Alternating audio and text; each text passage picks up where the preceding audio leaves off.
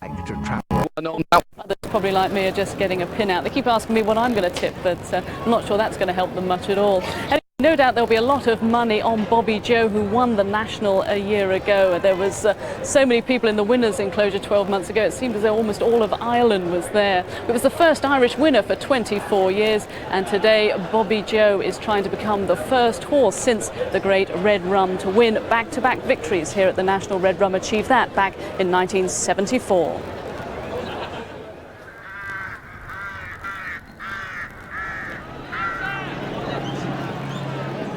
That's it, they're under orders and they're racing.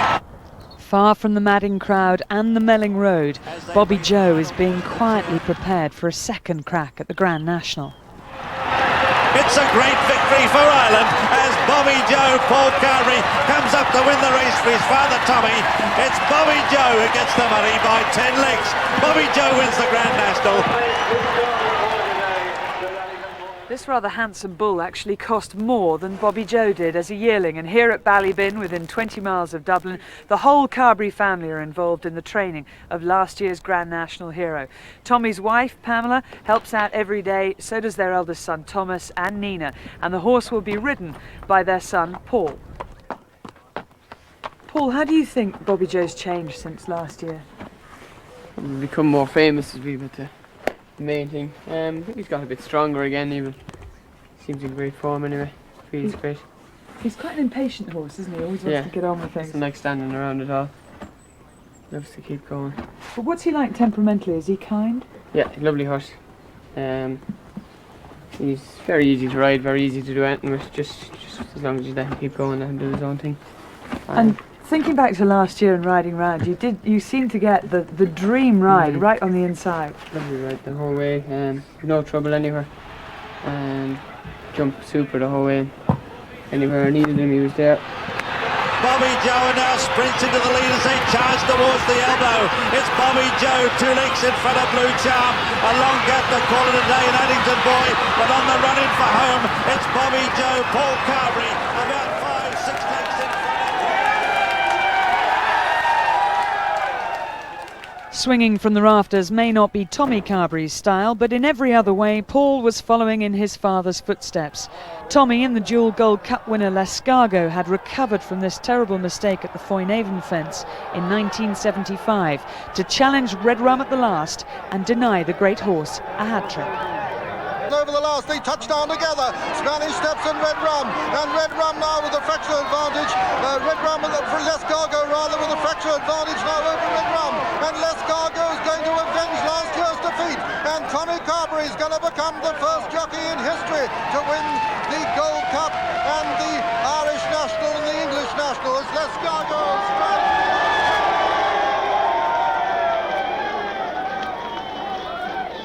Tommy, do you think there's a reason why there haven't been an Irish trained winner between Lescargo and Bobby Joe? We probably haven't had all the amount of runners in the race with serious chances.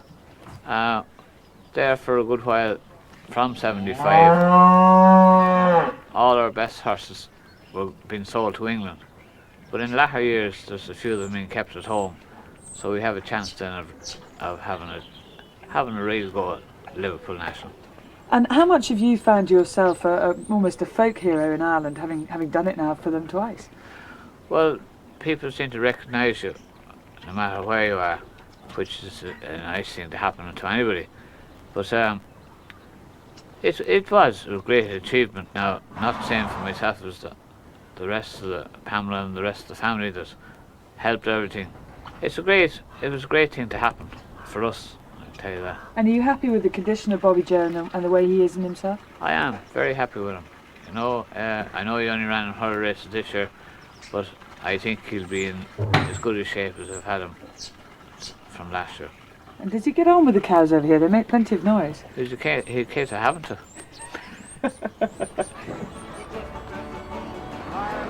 Just down the road from Ballybin is a pub that's built from the bricks that were used to build the grandstand at Ferry House. It's called the Old Stand, and the party here after Bobby Joe won the Grand National last year lasted for 3 nights. Well, he hasn't won it again yet, but let's enjoy the crack anyway. Come on, Bobby Joe, go on, Bobby Joe. The rest are under pressure, overlooking very slow. This is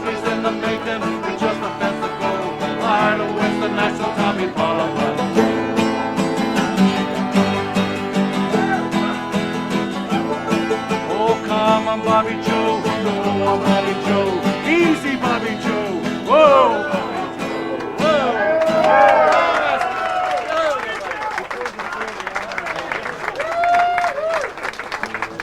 I'm standing underneath the rafters that Paul Carberry swung so elegantly from last year. And obviously Paul and Tommy Carberry are one father and son team, but another one from Ireland is Ted Walsh and his son Ruby. And Ruby, you ride Papillon. Is it any different when you ride for your father? No, actually it's very easy. He doesn't give me instructions, he just trains the horses when I ride them. It's up to me when I go out. If I get it wrong, he doesn't say it, and when I get it right, he doesn't say it. And it's quite easy. We had a debate about it a couple of years ago, and we've it worked out, so he just leave it up to me. And it's your first ride in the National. Your father rode a few times. Has he been able to give you any useful advice? No, he broke his collarbone into third one year. He fell at, I think Beaches was the furthest he got. No, but he's watched so many Nationals. He gave me loads of advice. We sat down the other day and watched a few videos and that. We have half a plan. I don't know if we'll be able to ride to it or anything, but that'll be interesting anyway. What is the half plan? Oh, get a posse anyway and get jumping, get into a rhythm and take it up off the elbow if we can. And would you do anything different because it's the Grand National? Do you ride a little longer with your stirrup length or anything? I probably will leave in the parade ring, but when I get to the start they'll be back to where they should be. No, I don't think so. I ride deep anyway. I don't even say need to ride any deeper. And your horse Papillon has been very, very well supported this morning. Does that make things worse or better? Myself and Dad had a good few quid in him last night. Two of us just, I know. I don't know, I mean, adds a bit of pressure, but I know, I mean, 33s to 16s, bookmakers don't take that much money. That could have been a couple of £100, you know. Adds a bit of pressure, but the owner doesn't punch, so it'll be all right.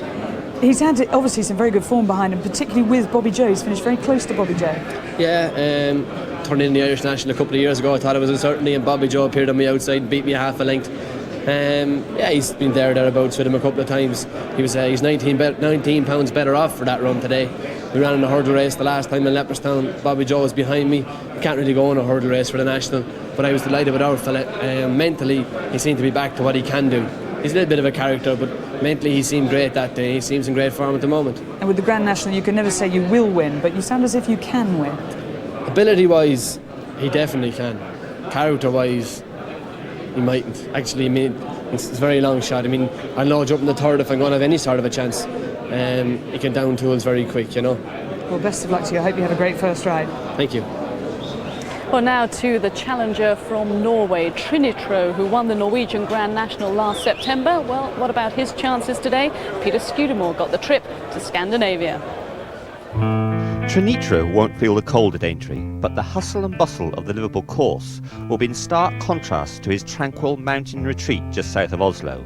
Rooney Hagen's idyllic stables have provided excellent winter training facilities, which has left him in no doubt about the fitness of the horse, which he used to ride as a jockey.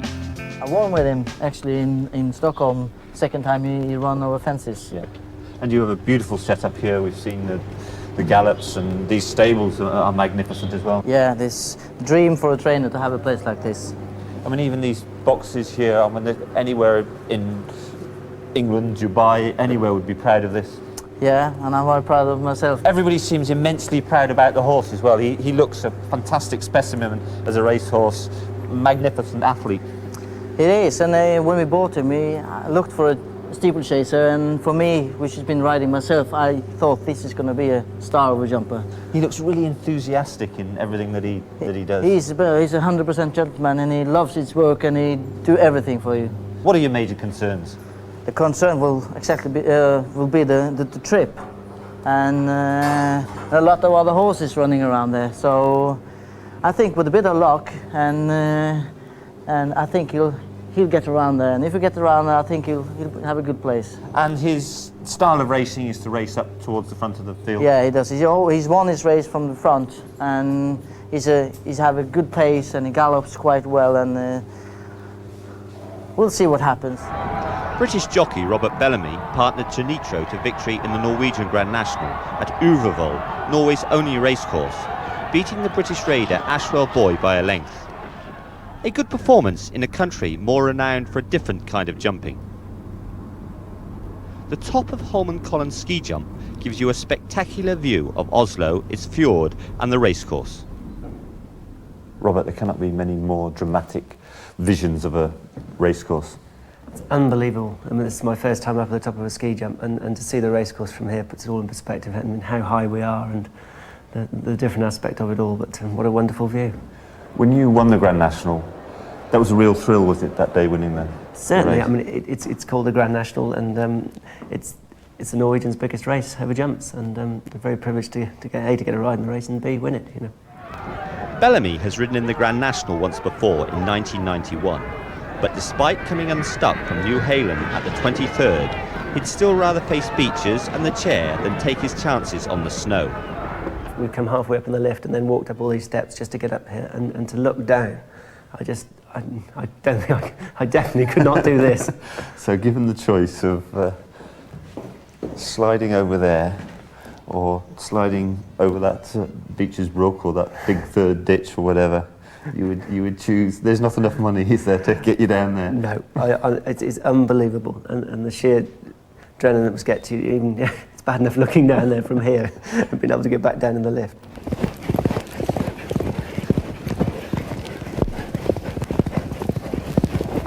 You see, his weight is a bit lighter now than it was when he won the Norwegian Grand National, because then he hasn't trained half of it he's done now because he was injured badly. If you see here the scars, he's been operated with both tendons, and after that operation he's been 100% sound. And he had 16 months off before the race, and the first time out when he beat Last Boy the first time. Now he's been training very hard and he's got a lot of condition on, and he couldn't look better for me. Well, we'll see. Trinette Ro could be the first ever winner from Norway. The last French train winner was way back in 1867, and I've been joined by two people, another of the father and son partnerships, who are trying to put that record straight today. Thierry Dumaine, who will be riding Jeddah today, and the trainer Francois Dumaine. Hello. Tell us first of all, Francois, I mean, Jeddah, the ground's good, you're happy with the weather? All the conditions we're very lucky. All the conditions are very good. I mean, I've been training this horse for 6 months, hoping that it wouldn't be like 2 years ago, a real bog. And we went around the course and it's superb. I think I don't know if it's because I've seen it already twice, but it looks like it's not as difficult as it was last time we were here. What did you think? I'm trying to convince Tilly about that. I was going to say. I don't think, just ride. Make it much easier, actually. Tell us, because you rode back in 98, didn't you? Yeah, that's right. First time I was on Ciel de Briand 2 years ago. It was a bog. It was a real bog. It was bottomless and very difficult on the horses. It wasn't surprising. I mean, only 6 finished that year, and I think this year the conditions are much better altogether. And for the horse who needs good ground, it's a pleasure to come here. He has a bit of weight, a lot of weight on his back, but I mean, he's a very stylish horse and a good jumper. So we're hoping for the best. And stay the distance? He stays. He definitely stays here. He's a bred for it, and he definitely stays. He's delightful to ride. I mean, if we're lucky enough, we'll probably go far. And Francois, who do you see as the main sort of dangers? Well, I don't look at the opposition. Okay. I prepare my horse for myself, but he said it all. It's all very convenient. Okay, then I'll ask you about one of your horses then, horse Leroy, who's running in the third race well, today. This is a horse who's was nearly right for Cheltenham, and anyway, the Easterbrook was unbeatable that day, and we were very happy to be second. I think he's improved in condition a fair amount, and I think today is definitely a very good chance. But racing being racing, favourites don't always win. But I've got a lot of confidence in this horse. And I see that you have national hunt and flat horses. Do you ever have a break then? Ever have a holiday? In January I managed some, but I mean I will be in Tokyo on Saturday and in Hong Kong on Sunday. Okay, well good luck today. Have a safe ride. Thank you very much. Thank you. Well, some jockeys in the field are close to their horses, but one is especially so because Richard Guest, who rides Red Marauder, is also assistant trainer to Norman Mason, so he literally lives with the horse every day. Jonathan Powell reports.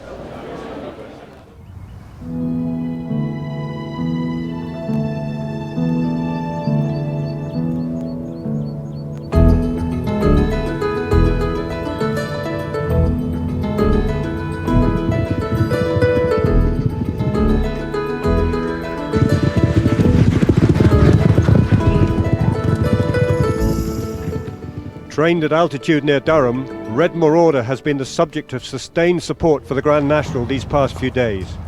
He is trained by his owner Norman Mason, with the considerable assistance of his jockey Richard Guest. The horse first came to prominence at Ascot 18 months ago, when Guest gave his trademark victory salute. but he was less than pleased at his own failure to enter the horse for last month's Cheltenham Gold Cup. I think I forgot 2 entries in 2 years, and I forgot to enter him, and it's worked out absolutely grand, because if we'd have been entered, we'd have tried to train him a little bit for it. I mean, it was only a week before the ground was looking like being soft, so we'd have trained him. We haven't done, so the plus is he goes to Liverpool, not having had a hard time, hasn't gone to Cheltenham, had a hard race, all been hard trained. 8 years ago, Guest came tantalisingly close to victory in the National on Romany King, who looked the most likely winner until caught by the giant party politics. And party politics is going to win the 1992 Grand National. Second is Romany King. Romany King was a brilliant little jumper, and he just lacked another gear, This is a better horse than Romany King. He just got that extra gear, Romany King was a good horse, but he would never have thought of him running in a Gold Cup or anything, He would never have been that good. Norman Mason made his fortune in the leisure industry before turning to training his own horses.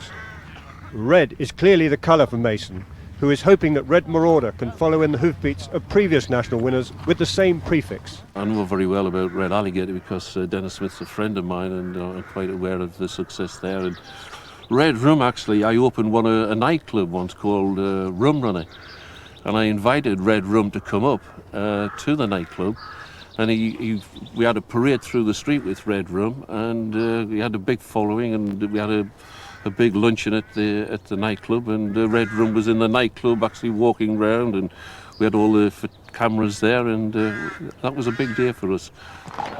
Triumph for Richard Guest would complete a remarkable turnaround in his fortunes. 2 years ago, he walked away from racing after throwing his licence across the table at the stewards. I'm happy I did what I did. It was a protest more than anything, and they've changed the rules now on non-triers and things like that. I don't even think I did anything wrong at all, but I was doing what I always do. And in those 12 weeks that you were off racing when you were suspended, did you actually look to do something outside racing, or were you always in your heart of hearts going to give it another go? No, I was sick to death of it. I couldn't do it the way I wanted to do it. I wasn't going to get out, definitely. It was Norman Mason who opened the door for Guest's return and gave him the freedom to prepare and ride the horses his way. Each morning, unusually, they are turned out loose together in a huge indoor school. Because they all live together all through the summer, and they don't go away, they're not coming back in separately. They get their pecking order, and there's never any problems. You couldn't do it with a lot of strange horses, I don't think. Different people's horses coming from different places. It's because they've been together all their life. And they love to have a roll after morning exercise, don't they? Yeah, they do. They really enjoy this to come in, and it helps them to relax, I think, after they've been on the gallops, to come in and have a good old roll in here, and they really enjoy it. Yeah, they seem to be a lot happier for it, and they're performing well, so I think we've got the right recipe here. It's an unorthodox system, but can it provide the ultimate triumph for Red Marauder today? Yes. Yes, I've got great confidence. I think the horse he's bred for the job. He jumps well. I know he can jump very well, and I've got no reason to think otherwise that he'll run a big race on the day. And please God, he comes home and crosses that line first.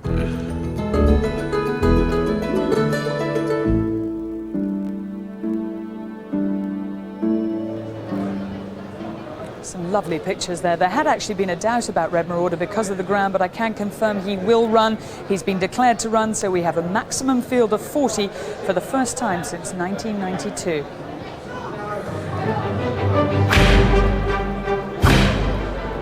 Let's have a look at them in betting order, and we have co-favourites Star Traveller, Bobby Joe and Dark Stranger, all 10 to 1. It's then 12 to 1, Micko's Dream for the 24 prison officers. Earth Mover has been well backed, he's 16 to 1, so is Jeddah for France, and Papillon, we heard from Ruby Walsh a few minutes ago.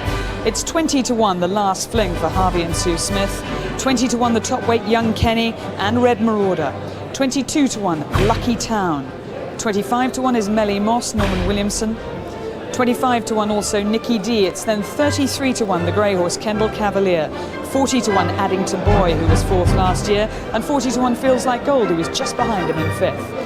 Hollybank Buck is a 40 to 1 chance. It's then 50 to 1 Flaked Oats, Sparky Gale and Royal Predica. Escata Figue is also a 50 to 1 chance, so is Merry People and Listen Timmy. Village King, you can get 66 to 1 about him. Brave Highlander, he's jumped round last year, 66 to 1.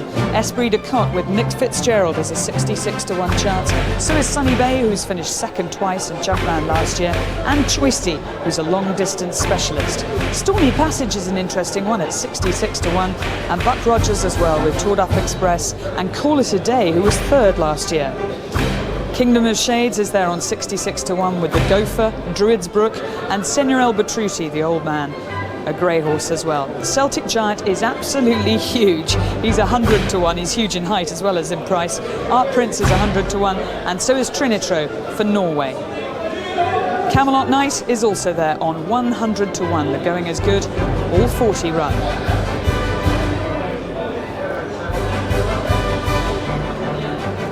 So who's going to win today? That may have given you some idea. You may already know. Well, some who know that winning feeling here, horses that is, some past winners are about to parade in front of the grandstand. It'll no doubt bring back many memories. You never know.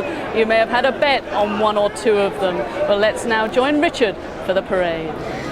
Thanks, Sue. There are 7 previous winners here today, and a lot of these have found other things to do. Let's start with West Tip.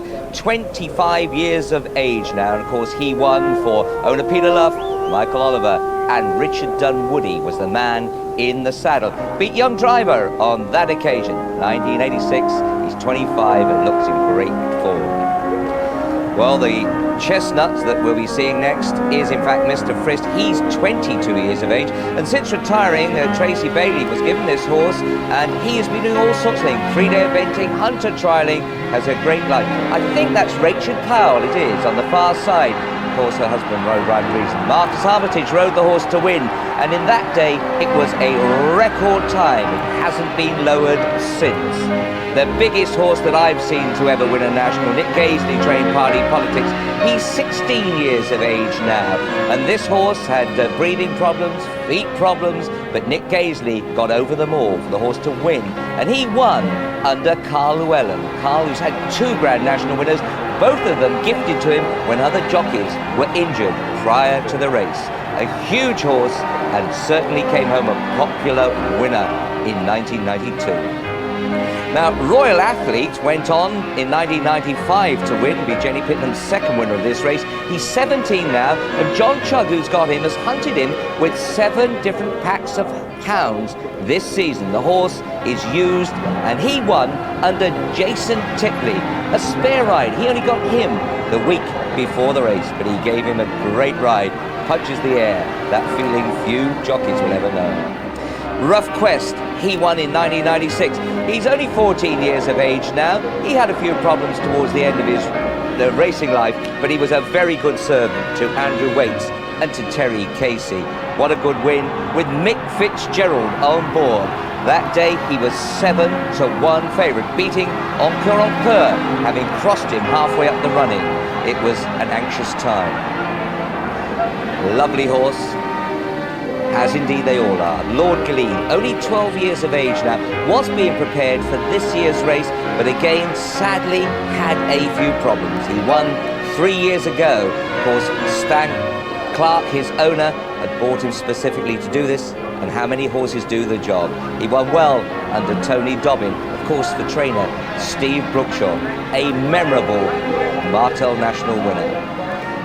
And don't forget, last but not least, the 12-year-old Earth Summit. That's Marcella Bayliss leading him up, and Nigel Payne has given this horse to the girl who looked after him throughout his career. She's going to hunt him with the Cotswold Hunt, and who will forget this second win for Carl Llewellyn, beating Sunny Bay, a gallant horse. The ground was very heavy on this occasion, but for Nigel Twiston-Davies and Peter Scudamore, the partners in training this horse, it was a memorable cap to their season. A lot of people here. Who will pick this year's winner? We'll all be a lot wiser about 4 o'clock this afternoon. But there are some great old heroes, and there is life after racing for them, many of them doing very useful and enjoyable jobs. Yes, it was lovely to see them back and enjoying themselves out on the Aintree course once again. Well, to the race, and there are 6 jockeys in today's race who have won the National. One of them is Brendan Powell. He won it back in 1988 on Rhyme and Reason. We saw Brendan's wife in that parade leading Mr. Frisk. Well, let's join them both now as Brendan prepares for another crack at the big one.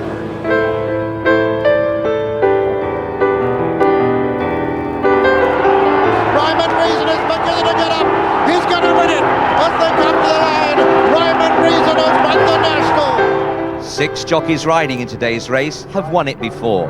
That elite band includes Brendan Powell. You always go into the National, especially on a horse like him, with a great chance, expecting to get a good run out of it, but to actually cross the line in front was unbelievable at the time. I mean, it took about 2 weeks, I think, for it to sink in.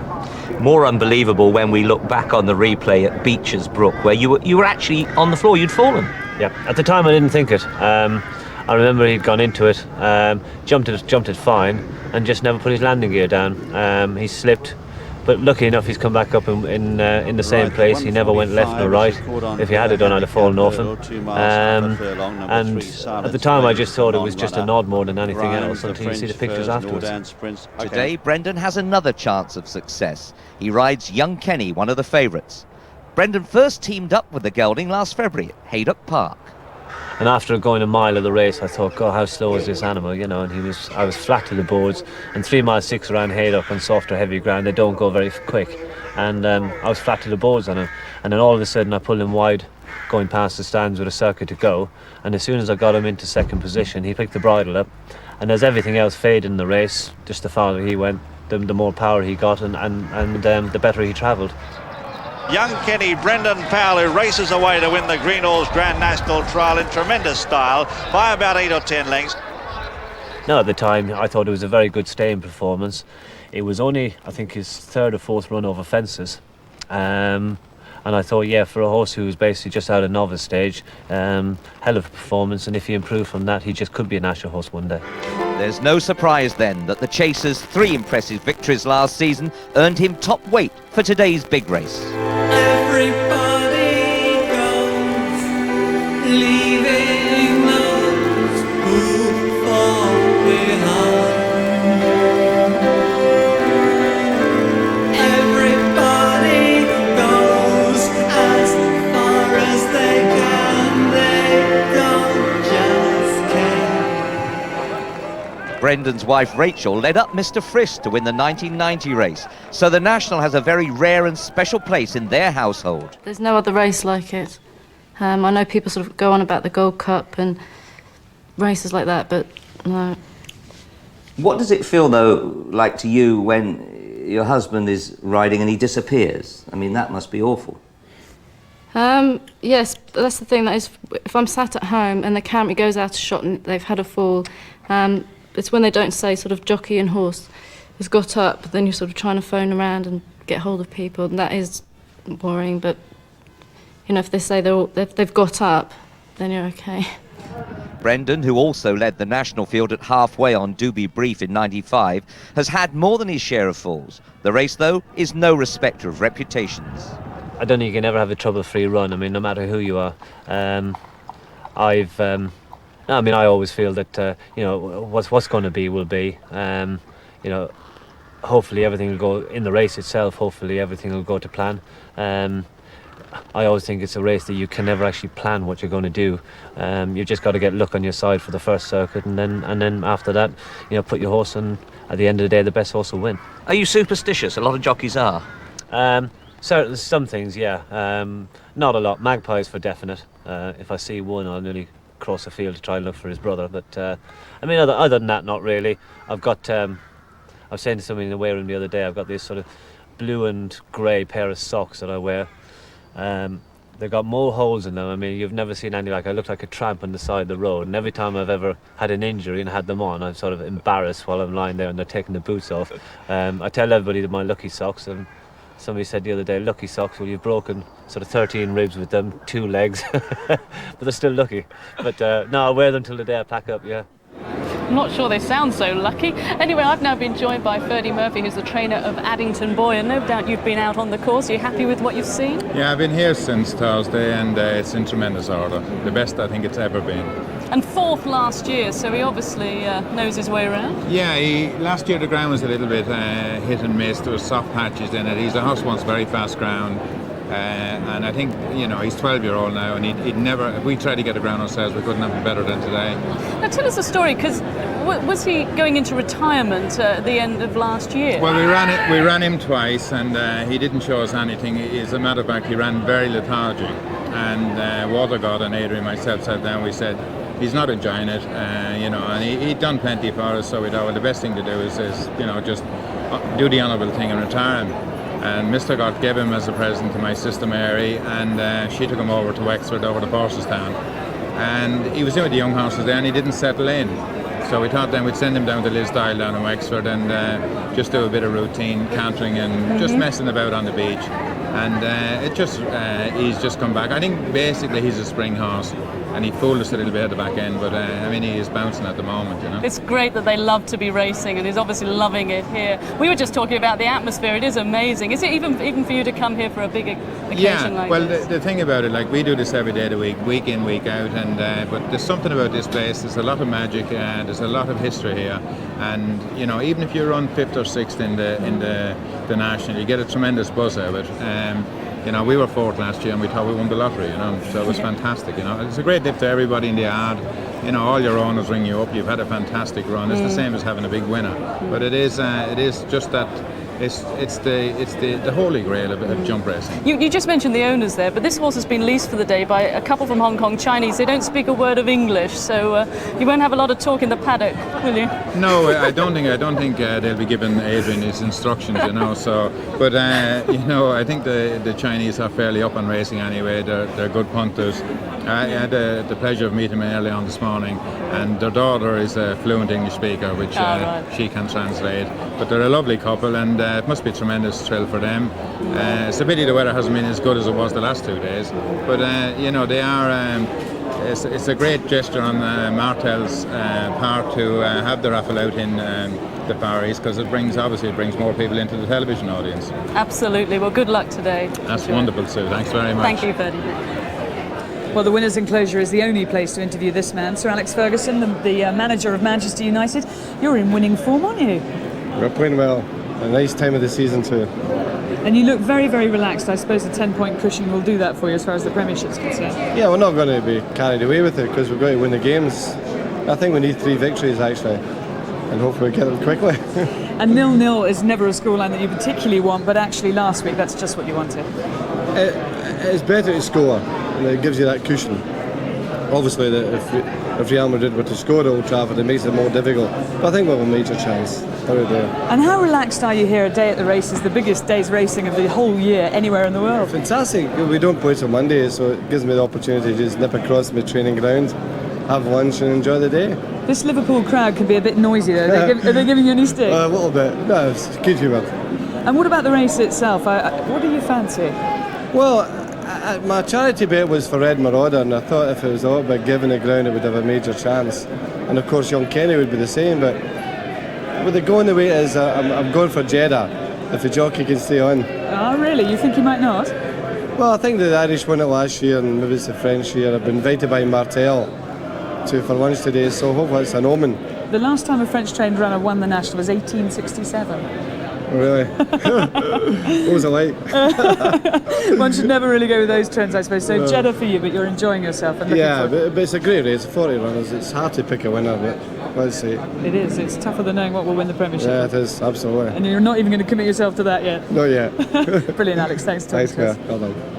So it's Jeddah for Sir Alex Ferguson. Well, now we are ready for our first race of the day, and we'll go to Jim McGrath for the runners and riders for the 145, the Cordon Bleu handicap hurdle. Thanks, Sue. Number 1 is Grimes, Charlie Swan. 2 is the French Furs, Tony McCoy. Take out 3, Silence Reigns, the non-runner. 4 is Premier Generation, Mick Fitzgerald back in the saddle today after injury and rides a spree to cot in the Grand National. 5 is Nordance Prince, Norman Williamson. He makes a comeback as well after a fall yesterday. Number 6 is Dane Gold, Andrew Thornton. 7, Out on a Promise, Dean Gallagher. Number 8 is Kinner's Cash, Timmy Murphy. 9 is Sharp at 10, Philip Carberry, claiming the 5. 10 is Miss Farah, Richard Johnson, who rides Star Traveller in the Grand National later on today. 11, Redemption, Carl Llewellyn, who's the most successful Grand National rider in action here today. He's won it twice. Number 12 is Mersey Beat, Matty Batchelor claiming the 3. 13 is DPTC, Tony Dobbin. And 14, China Tea Leaf, Adrian Maguire. So there's 1 non-runner, number 3, Silence Reigns, a total of 13 going to post, and a clear-cut favourite. Angus. Well, DPTC is the 9-2 favourite, having opened up at 4-1, been very popular in the offices this morning. Out on a Promise is 7-1, with Grimes the same price, 7-1. The French Furs is an 8-1 chance, along with Premier Generation. Mersey Beat is 9s, with Kinnercash out to 10s from 9s, last year's winner. Nordance Prince is also 10-1, having opened up at 9s. Dane Gold is 12-1, with Sharpatten a 20-1 chance, having drifted out from 14s. Miss Farah is 20-1, and it's 25-1 bar. Well, the most popular horse in the offices this morning was DPTC.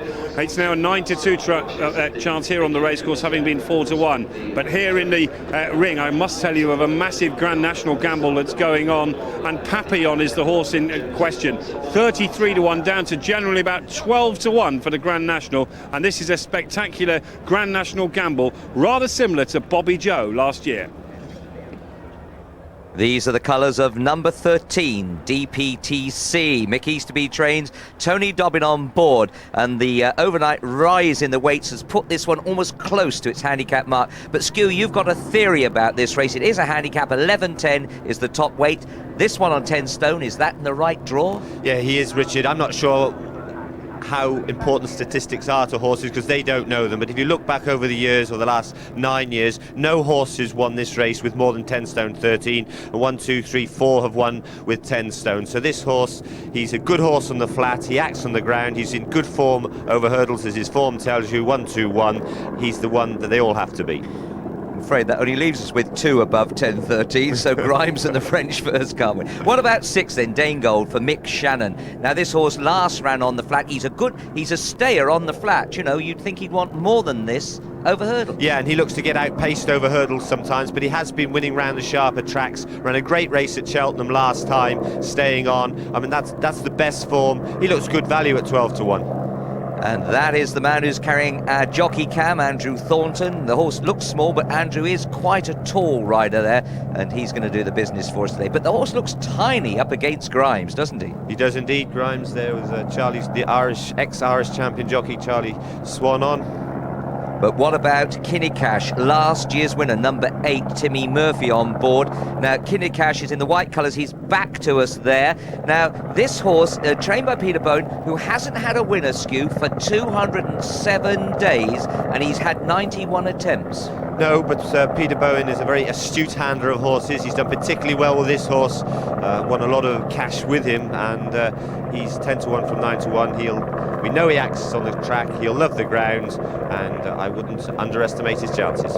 Very, very good trainer, but I'm just saying it's been a long drought. You know, it's got to turn sometime. It has got to turn sometime, but it is interesting how often when horses and stables hit form, that's the time to follow them. I take your point there. Okay, well, we saw Grimes, number 1, a little bit ago in the picture. There he is, and he did look a lovely specimen of the horse. J.P. McManus's colours, Charlie Swan on board. A horse with obviously a lot of ability, but he doesn't seem to use it all the time. He's been jumping fences lately. He loves this ground. He's 7-1, as you say, trained by Christy Roach, owned by JP McManus. He wouldn't be coming over here for the fresh air. They know that he's a horse with a lot of ability. Charlie Swan will probably ride a waiting race on him. If all goes well, he could win. Yep, he's got 11.10, and the only other one above the 10.13 mark is the French Furs in Jim Ennis's colours. That's number 2. We'll catch him there. Now, this horse was with Martin Pipe, then went to Ray Peacock. He's back with Martin Pipe now. Bold front runner. Yeah, this horse is Front runner. Yeah, this horse has got ability, but in the past he's had his tongue tied down, so he's obviously has breathing problems. Let's have a look at what price he is in the betting.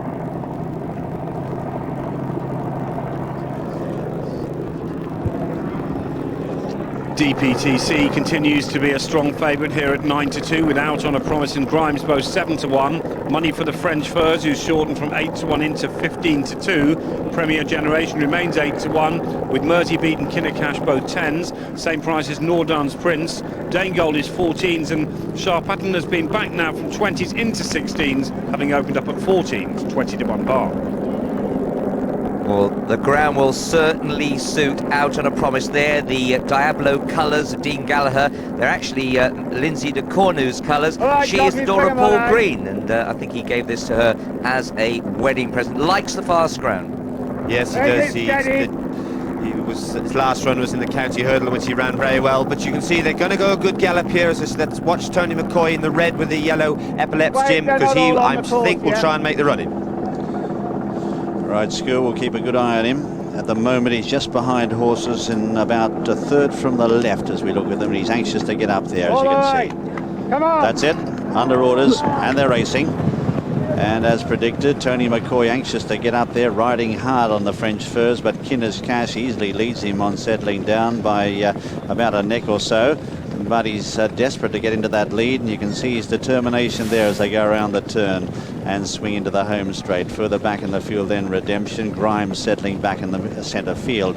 Great battle up front, the French Furs on the outside of Kinnercash, and they've cleared away on settling down by 5 or 6 lengths as they draw towards the first of 9. Jumping in third is Nordan's Prince, followed up on the outside by China Tea Leaf, and DPTC settling 5th. Redemption over on the far side, and Miss Farah is a faller at the first. Miss Farah's gone at the first, and Richard Johnson just on the floor at the moment, just being assisted. He's moving and he's sitting up, but we'll keep an eye on him as they come towards the third. Kinnercash on the inside of the French Furs, a long gap of 10 lengths to Nordan's Prince from Redemption and China Tea Leaf. Then DPTC up on the outside of Premier Generation. Grimes is behind them. Further back in the field is Out on a Promise as they sort themselves out. They're followed by Sharp at 10, then Mersey Beat is back in the field, and last of all Danegold. These two are going stride for stride as they head out of the straight. Richard Johnson, I'm pleased to report, is up on his feet. The man who rides Star Traveller later in the afternoon, as they head into the back now, and they've got 6 flights left to jump in this opener, and the leaders are Kinnercash and the French Furs, stride for stride. They're 10 lengths in advance now of Nordan's Prince up in second, then in third on the outside follows China Tea Leaf. Redemption in behind them from DPTC, followed by Premier Generation. 2 lengths to Mersey Beat on the outside here of Out on a Promise as they head towards the fourth. Further back in the field then is Grimes in company with Sharp at 10, and Danegold is last of all. Along the back now towards flight number 5, and it's the French Furs out in front here for Tony McCoy by 3 or 4 lengths to the white jacket of Kinnercash. Nordan's Prince is getting closer. Then out deeper on the track is China Tea Leaf as they come towards the 5th. Redemption is next, followed then by DPTC, but back to the leaders. The French Furs on the inside of Nordan's Prince, who moves up now in the centre for Norman Williamson. Just in behind them Kinnercash, DPTC as they come to the next. The French Furs wrapped it hard and dropped back. Nordan's Prince is now left in front on the inside of China Tea Leaf. It's Nordan's Prince and China Tea Leaf, the one with the noseband. Then in third on the outside, DPTC, followed by Kinnercash. Mersey Beat, Redemption around the outside. Further back is Sharp at 10 as they round that corner now. Premier Generation is next, followed by Out on a Promise. Grimes in behind them, third last. They're followed by Danegold, and last of all is on the inside, the French Furs has gone from first right back to last. Heading now towards the entrance to the home straight. 3 left to jump in this opener on Grand National Day, and the leader on the inside is Nordan's Prince as they make the corner and straighten up for home. On the outside, China Tea Leaf with a noseband is now pressuring him, followed next by Mersey Beat on the outside from DPTC as they head up now towards 3 out. 3 in line there. Nordan's Prince the far side, led over it from China Tea Leaf. Then Mersey Beat on the near side. Just in behind them is Out on a Promise, coming there strong in the yellow jacket, and out wide is Sharp at 10. 2 out. Nordance Prince led over it, but look at Sharp at 10, Faller there, Redemption. They've got one left to jump. Sharp at 10 strides into the lead now from Nordance Prince, then out on a promise. Mersey beat it. Here comes Grimes. One left to jump though, and it's Sharp at 10 who lands over it in the lead from Nordance Prince and out on a promise. Grimes coming there strongly on the near side with a late flourish. Sharp at 10 is in front from out on a promise. Grimes trying hard. Sharp at 10 with 50 yards left to go is holding on for Philip Carberry, and Sharp at 10 gets the money. Grimes is second. It's an Irish one too. Just in behind them is out on a promise, followed by Nordance Prince, then Mersey beat DPTC, China Tea Leaf, Kinner's Cash, Dane Gold, and Premier Generation is the last to finish. Well, the winner there of this opener on Grand National Day, the Cordon Bleu handicap hurdle, number 9, Sharp at 10, owned by D.F. O'Rourke, trained by Pat Hughes and ridden by Philip Carberry. His brother, of course, Paul Carberry, rides Bobby Joe, one of the favourites in the Grand National. Second is number 1, Grimes, owned by J.P. McManus, trained by Christy Roach and ridden by Charlie Swan. Third, number 7, Out on a Promise, owned by Lindsay de Comu, trained by Charlie Mann and ridden by Dean Gallagher. Nordance Prince finished in 4th place. The French Furs was pulled up, and Carl Llewellyn, who fell from Redemption, I'm pleased to say, walked to the ambulance to get a lift back. But there's the winner on screen now, Sharp at 10, an Irish winner to start the day on Grand National Day. Philip Carberry, the younger brother of Paul, coming wide here on Sharp at 10. Only his second run for Pat Hughes, this horse, and he won by an easy margin last time out in Ireland. They did. There's Redemption just falling, giving Carlowell a horrible fall. He looked very sore walking to the ambulance. I hope he hasn't done that. You just see him holding his shoulder to dare as he goes down. I hope his collarbones are all right. But let's back to the race. They've got a good gallop early. Kinner's Cash and the French Furs took him along. The French Furs could never control the race, could never get to the front, and cried enough turning into the straight. But the gallop has helped Grimes there in the green with a white cap. Charlie Swan has timed his run to perfection, but Sharp at 10 was travelling too well under his jockey as they came to the last here, and that just allowed him to gallop all the way to the line. What Charlie Swan would like to have happened is this horse just to tie up a little bit so he could put Grimes' head in front on the line. But if you just look at him now, Richard, Grimes just begins to hang in towards the winner here and just saying, you know, I don't really want to go by him. But a big run from the 4th there, Nordance Prince, who's been steeplechasing and fallen 3 times in a row. So this a great confidence booster, but a good run to boot. But well done, the first blood here to the Irish.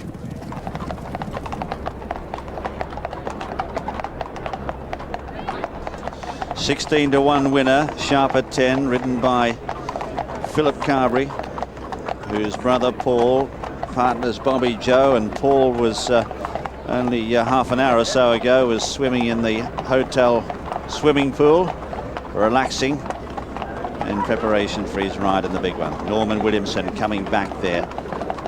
He had a heavy fall yesterday in the John Hughes, but he's back in the saddle, and Nordance Prince gave him a good sight there. He rides Mealy Moss in the Grand National later today. This is the walkway that the Grand National winner will use. Sharp at 10 is just being preceded by Grimes, owned by J.P. McManus, whose wife Noreen owns Lucky Town, who runs in the Grand National later today. That's Charlie Swan aboard. But there's the winner. And the smile says it all, doesn't it? Great atmosphere here today. It's building, and an Irish victory to start the afternoon. Let's check the SB. One for the bookmakers in the opening race. Then first, number 9, Sharp at 10 at 16-1. Second, number 1, Grimes at 7-1. And third, number 7, Out on a Promise at 15-2. So a great start for the Carberry family. Maybe that'll a bit more money on Bobby Joe, we'll see. Well, we'll continue our look ahead to the National in just a moment, but first news from the San Marino Grand Prix, the first in Europe, the qualifying. And Mika Häkkinen secured his 3rd consecutive pole position in a dramatic finish to the session. He snatched the lead from Ferrari's Michael Schumacher on his final lap. David Coulthard will start in 3rd, with Schumacher's Ferrari teammate Rubens Barrichello completing the 2nd row. Ralf Schumacher is 5th in the Williams, followed by Heinz Harold Frentzen. Eddie Irvine qualified in 7th in the Jaguar, with Johnny Herbert 17th and Jensen Button 18th.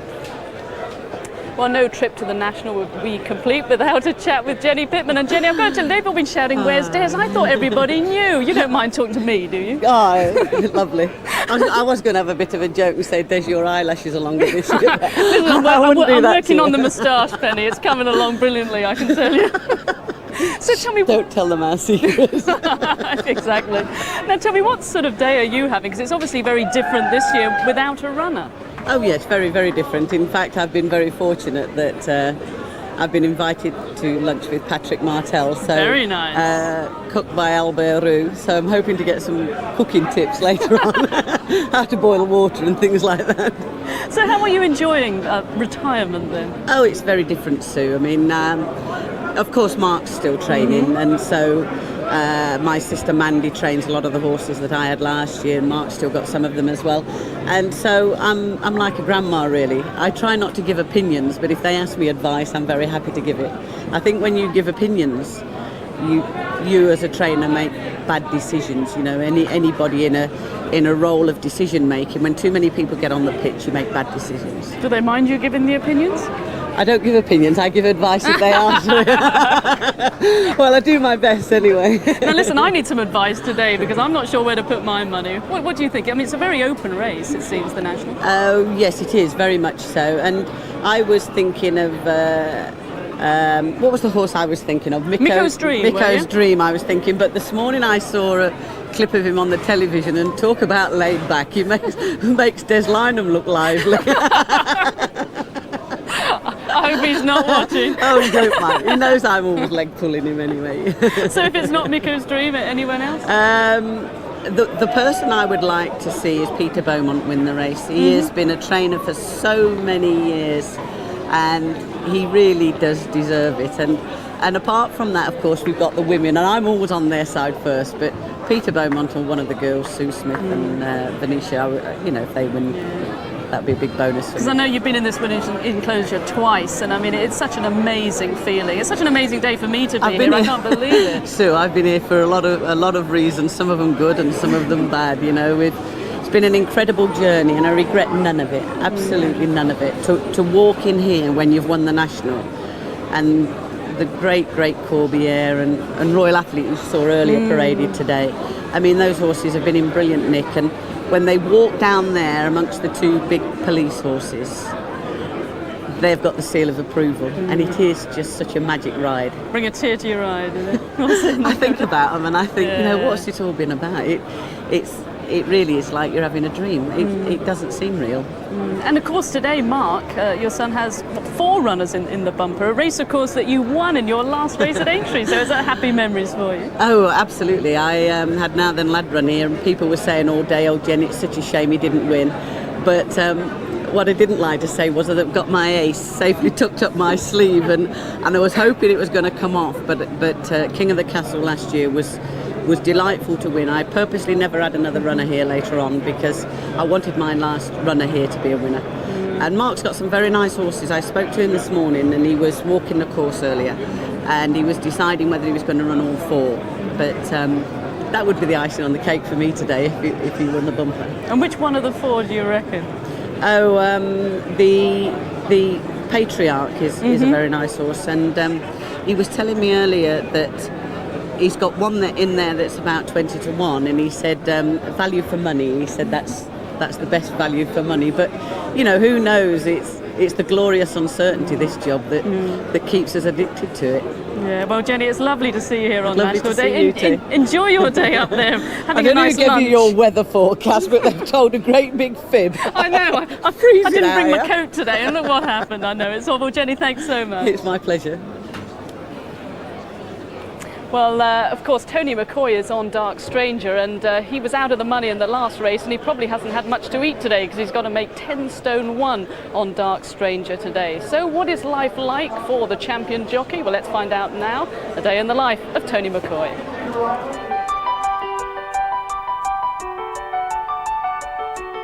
I think in any sport, if you want to do well, then you have to be ambitious. I would consider myself as fairly ambitious and very much self-critical as well.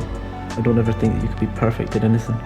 The way I would like to be is to get my riding to where it was perfect. I think I'm brave. You know, I'm brave to the point of, some would say, stupidity at times, but that's part of the job as well.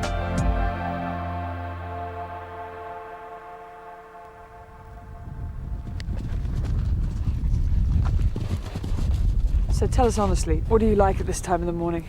Desperate. Actually, I don't mind whenever I actually get up here, it's okay.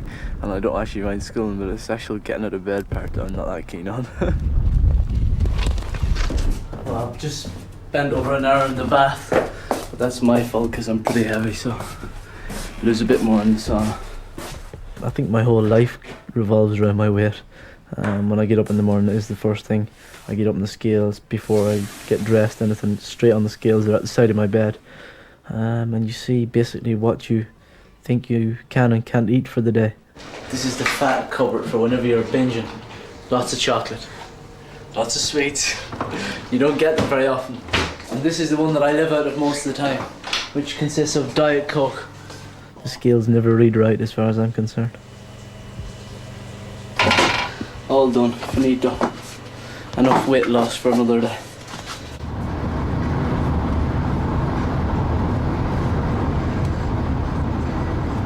The smaller tracks like Taunton and Plumpton and that, they're tracks that I like, you know, that's where the everyday stuff goes on, so you know, you can't beat Cheltenham or Aintree every day, so it's much more a jobbing day, and as well, they've got 5 rides and they've got chances, you know. At the start of every race, what is going through your mind? Start of every race, I suppose if you're riding a front runner is to as soon as the tip goes, be gone.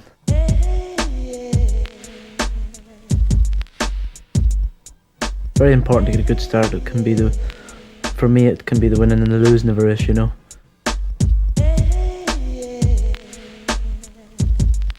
Martin, you're in the best position to compare Tony McCoy to the 2 other great champions you've had ride for you, Richard Dunwoody and Peter Scudamore. What's he like, and what does he do different to them? All champions, I think, are dedicated. He's certainly very dedicated, knows his horses inside out, presents horses at a fence. He's just one of the best. I think I get on very well with him. I think we both have the same attitude as far as racing is concerned. He loves winning and I love winning. Tony does get on very well with my father, like the other jockeys did. But he's so keen to win. I mean, if he rides 5 winners out of 6 in one day, he wants to know why he got beat on the other one.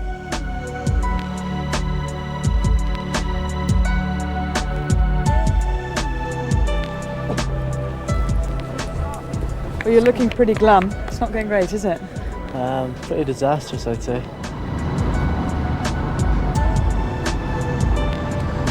Do you think you could do this job if you were second rate? I don't think I could do any job if I was second rate, to be honest. I certainly wouldn't enjoy it. You know, we've had 3 days off this week. You know, it's Thursday already, and I've ridden my first winner of the week, which for me is a disaster. Yeah, I think I typed that all up myself. What is he like to work for? He's a real gem. He is so easygoing. For someone who's a champion, I was so surprised by how down to earth he is and normal, and so totally unassuming.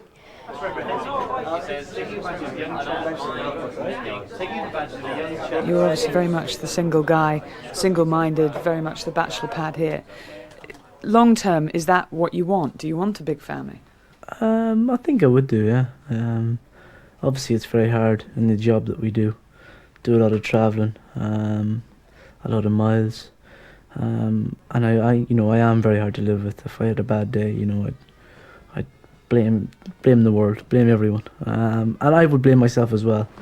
But I'd be very hard to live with, and you know, while I'm riding, it's probably not that fair on another person either, you know. There are also obviously big races that still remain targets. What would be top of your list? I suppose I'll have to say now that I would actually like to win the Grand National. I don't think I ever really read that much into it before, because it's a once a year thing. again, it's like the Queen Mother, but it's a once a year thing. You do need a lot of luck. You need a horse that takes to the fences. So it was something that I thought if it happened, it happened. But now that I've won the Champion Hurdle, the Queen Mother Championships and the Gold Cup, I look a bit out of place if I don't win the Grand National. Well, Tony McCoy suffered a few heavy falls in his time, and you just have to get up and keep going. Carl Llewellyn had a pretty heavy fall in the last race. You can see him in the jockey's room pretending he's got a hurt arm, but I'm very glad to say that the arm is all right. It's never a good way to start Grand National Day, though, is it? No, just a slight crack in it, but I'll be all right. A slight crack, you're braver than most. And you had the choice of the 3 or 4 rides in the National. I did, yeah, but mainly outsiders. But I chose the Senior because of the ground, mainly. Senior Albertruti, he's quite old but quite experienced. Yeah, he's 11, but you know, as we've seen, the Royal Athletes won it at 12. And again, because he's a class horse, he's been 4th in the Gold Cup on fast ground. Very few of the runners in the race today could be 4th in the Gold Cup. So he's got 10, 12.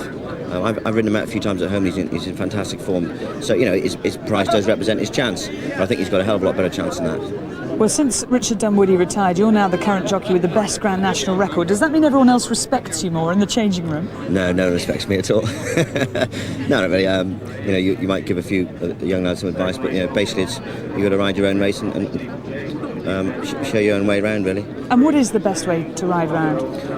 I think you've got to be sensible and not try and you can let the fences come to you and not trying to force and go too quick and get a horse on his head. You know, if you get him on his forehand, you know, they can't back off enough and fiddle. And so you just got to let the fences come to you and relax. And you know what it feels like to walk down that screaming tunnel of people and into that winner's enclosure. I mean, how good is it? It's just the best feeling in the world. There's nothing that I can imagine can be as good. To do it once was fantastic, and then the second time I appreciated it even more. It is just the best feeling in the world. And you've got this special lucky charm on your back protector to help you today. Yes, I don't know actually, maybe the lady who sent it to me is watching, but it was a few years ago someone sent it to me for luck, and I've worn it ever since, so it can't do any harm, so thank you to her if she's watching. Well done, Carl, Thank you, good luck pleasure. to you on Senior Albertruti. Well, it's just starting to drizzle a bit here. Luckily, when we went round to visit most of the yards, the weather was beautiful and spring-like. The same was not true when Sue Barker went to Bingley Moor to see the Last Fling. Craiglands Farm, high on the Yorkshire moors, doesn't always attract the best weather. It's the home of the national prospect, the Last Fling, his trainer Sue Smith and her husband Harvey. Remember him? He's up on time! And he's the fastest 41.7. It's a fantastic time! Now, it is very much a partnership, a team exercise. So in what respective jobs do you each have? Well, yes, I ride out and supervise all what the horses do work-wise every day. Harvey does, he has all the gallops and everything ready for us in the mornings, but basically, you know, the horse side of things is my job, and all the rest is really down to him, plus paying the wages really, I suppose, isn't it? That suits you? Yeah, sort of mixing the food up and making sure everything's 101 jobs that nobody else seems to bother about, you know, I get them to do, so, but I enjoy doing what I'm doing. And Harvey, you've been involved with the gallops and you actually made them yourself, is that right? Put them all in. If you live and work with a thing, you sort of get it perfect, and everybody that comes and rides on the gallops now say they're absolutely the best there is. And how did you make them, of what? Well, it's sand, plastic, pig hair, a bit of wool, anything that nobody wants, we sort of blend it into the gallop and it's turned out a super surface. Tell me about the Last Fling. What sort of character is Well, he's a wonderful temperament, as you can see. Really doesn't take any notice of anything. Apart from the fact that I think that when we went the night before with him to Cheltenham, that he got himself a little bit upset about things, you know, being the day before. We've always travelled him on the day. And he didn't run a great race. If Cheltenham proved disappointing, the same can't be said of Haydock, where the Last Fling has triumphed 3 times, most recently at the end of February. The Last Fling goes on to win the De Vere Gold Cup, eased down by 20 lengths. He's been brilliant round Haydock this year. Seamus just took it by the scruff of the neck and halfway down the back, you know, the second time, I mean, it was all over. All he had to do was stand up, you know, to win, and that's what he did, and he did it brilliantly. Because there has been a question mark, hasn't there, a little bit about his jumping over the years? I think he's fell once in his life, you know, but the rest of the time he's fired jockeys off. If he's getting in close, he does a little movement in the air, wriggles about. He is a complete athlete. Oh, I have no doubts about his jumping at all. He'll jump around Aintree. You mentioned Aintree. I mean, we remember you actually tackling the course a few years ago, it has to be said. Oh, that was a long time ago. It was in the early 70s, and I went round with Pat McCarran. And that was before they made all the modifications, and things was high and things were wide. What do you think of that? Awesome. But you say they've modified them. It is a lot fairer now, isn't it? A lot safer. I think it's a true, honest test now. I mean, it's formidable, don't get me wrong. It's the hardest steeplechase in the world, but it's fair. It's they're not tricking or trapping horses, or if they make a mistake, they have sort of 9/10 chance of getting away with it, you know, whereas before, I mean, the fences used to catch them and hold them. There were no two ways. Now, I heard somewhere that Harvey does like to walk the course and give the jockeys a little route map or something, does he? To go well, he walks the course with the jockeys, and he's great, you know. Going back to his show jumping days, when he walked the course, he always took the quickest and the straightest route, and he's quite keen for his jockeys to do the same thing, so he's brilliant at that. What's it like to go around the paddock when there's so much interest, you know? It's nice, especially when you get people that recognise your horse. You know, they say, oh, that's the Last Fling. It's great. Harvey achieved a certain notoriety in the 70s with the famous victory salute. Should the Last Fling triumph today, it may just get another airing. He is a good horse. I've always said he's a good horse, and I've always backed him, and I always will back him, you know. He is a good horse. Well, it's been very good so far this season. It would be lovely if we could just round it off on Saturday, but that's keeping your fingers crossed.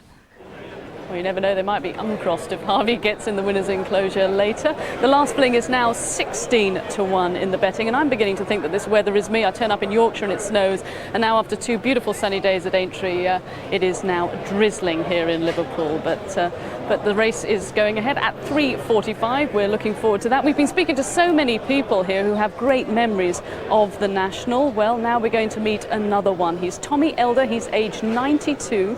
He is the oldest living person to have ever ridden in the National, and we sent along a very youthful Richard Pitman.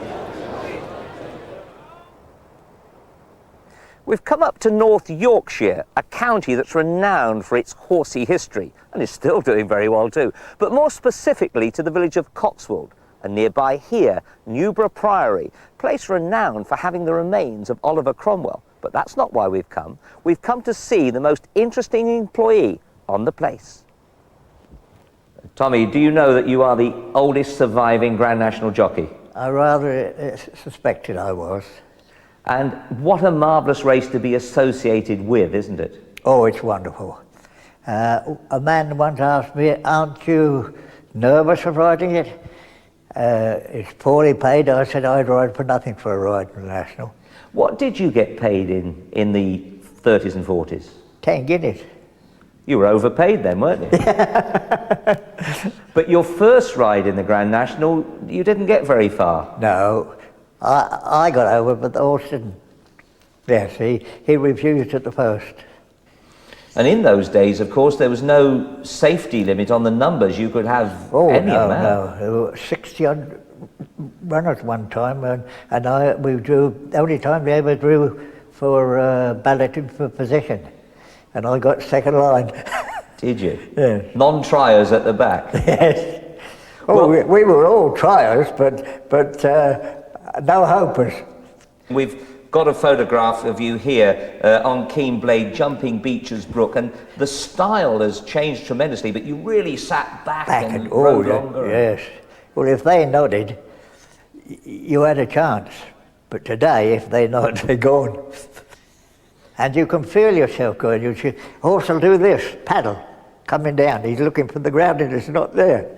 You were a sparky character. You led a near jockey strike. Yes, because Miriam Topham at Liverpool, she wanted to charge us to park. So I said, right, we'll park on the road.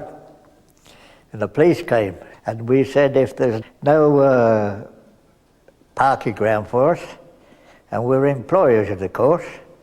Then I said we weren't right. So the police said, went to see my own, and we went in with our cars. And how serious were you then about not riding? Oh, don't you worry. You know what jockeys are, they get a little pecker up, we won't give ground. You've got a real twinkle in your eye. I should think you have been a ladies' man. No, I don't like the ladies. They like me. A man is not old when his teeth decay. A man is not old when his hair turns grey. But a man is preparing for his long last sleep when his mind makes appointments his body can't keep. Oh, that was lovely to meet Tommy Elder. Now, you wouldn't expect to meet one of the top flat jockeys here, but he's here, Olivier Pellier. What are you doing here today? Yeah, just have some race in France, and everybody say, oh yeah, you go to Nancy? I say, no, sorry, I go to Liverpool. I say, Liverpool? Where is it? Is it national? Yes, it's National Day. For today, it's National Day, and the big Martell National Day. I go because it's very exciting, and everybody and stay here, and I speak with the friend, and I say, okay, I go. I want to go.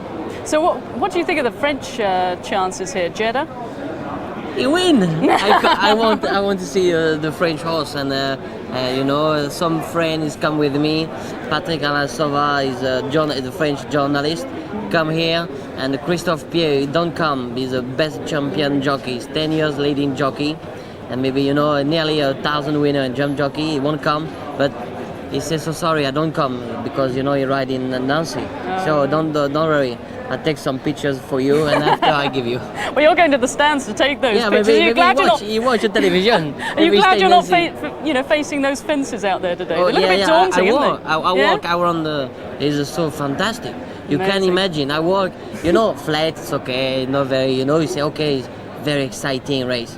But if you come here today, wow, the jump, if you watch, it's so big. It look like, you know, it's 2 meters like that. You can imagine the horse, he come and fighting, it's okay because you have some 10 or 50 horses, but here, today, so many horses, many jockey. Yeah, it really is for a the challenge. jockey, huh? Okay, Ooh. Olivier, thank you so You're much. welcome. Do enjoy the day. Take those pictures, don't forget. Thanks. Well, now we can go to Jim now for the runners and riders for our second race, and it's the Martell Red Rum Chase. Thanks, Sue. Yes, take out the top two, Flying Instructor and Agawada Gold. Number 3 is Samarkand, Norman Williamson. 4 is Green Desert, Joe Tizard. 5, Clifton Beat, Richard Johnson. 6 is Jungly, Jimmy McCarthy. 7, Tom Brodie, Mick Fitzgerald. 8, Lord Dorset, Brian Story. And 9 is Puget Blue, Adrian Maguire. The top two come out, leaving a field of 7 and an odds-on favourite. Samarkand is 4-5, having been 8-11 in a place. Clifton Beat 7-2 second favourite. Green Desert 11-2. Jungly, a bit of each way money for that at 12s, having touched 14s. They've also backed Tom Brodie from 20s into 16s. Puget Blue 25-1, and Lord Dorset is now 28-1. But for so many people, this Samarkand is part of a double then, trying to get some money for the Grand National with Allawara in the next race. One piece of Grand National news I must pass on. Just heard there's been a £5,000 bet at 10-1 for Bobby Joe. So the support that we were wondering whether it was going to come for last year's winner has now arrived. A £5,000 bet at 10-1. It is now looking likely that Bobby Joe might be the one that starts favourite for the National. These are the colours of the odds-on favourite, Samarkand, the colours of Lady Pauline Harris. Storming Norman will be carrying them, and this horse holds the key to the race, really, because he won the Grand Annual at Cheltenham with Green Desert second, and Clifton Beat back in fourth, not beaten very far. No, not at all. As you say, the question is whether Clifton Beat can improve enough on his first run, fitness-wise, to catch this horse. My sister rides this horse out at home. She says he's a lovely horse. I rang her yesterday to get the information on how he is. She said he's in cracking form, come out of Cheltenham really well. But he is a super stamp of a horse. He won the Grand Annual as a novice. Funny enough, Venetia was assistant trainer. Venetia Williams, the trainer, was assistant trainer to John Edwards, who won the Grand Annual with Pearly Man, and then Pearly Man went on and won the 2-mile champion chase twice. But what a lovely stamp of a horse. You can see his eyes, see his ears. You know, you'd like to go up and give him a pat and say, you know, I admire you, don't you? He's just a smashing type of horse. And the way he travels through a race, he's always hard on the bridle. Wish him luck. Plenty of others taking him on. It is a handicap. Similar colours of Martin St Quinton, Clifton Beat, and as we just said, was 4th at Cheltenham behind Samarkand. Yes, another good horse this. He was a good hurdler, Clifton Beat. His trainer, Philip Hobbs, has already had 3 winners round at the Aintree Festival. This horse, as I say, could just improve enough to beat Samarkand. He's been to Aintree 4 times and run well every time he's been here, so he likes the track. Used to be owned by Des O'Connor at one time. Well, there are a few others. Now, what about Tom Brodie? This is the horse that has attracted good money, each way money, probably because they got blinkers on for the first time. Yeah, he's been a consistent horse over fences. He's won 5 times, but he didn't act round here last time he ran. He was pulled up in this race 12 months ago. He's been below par in his last 2 runs. The blinkers, as you say, are there to sharpen him up and bring him back to his best.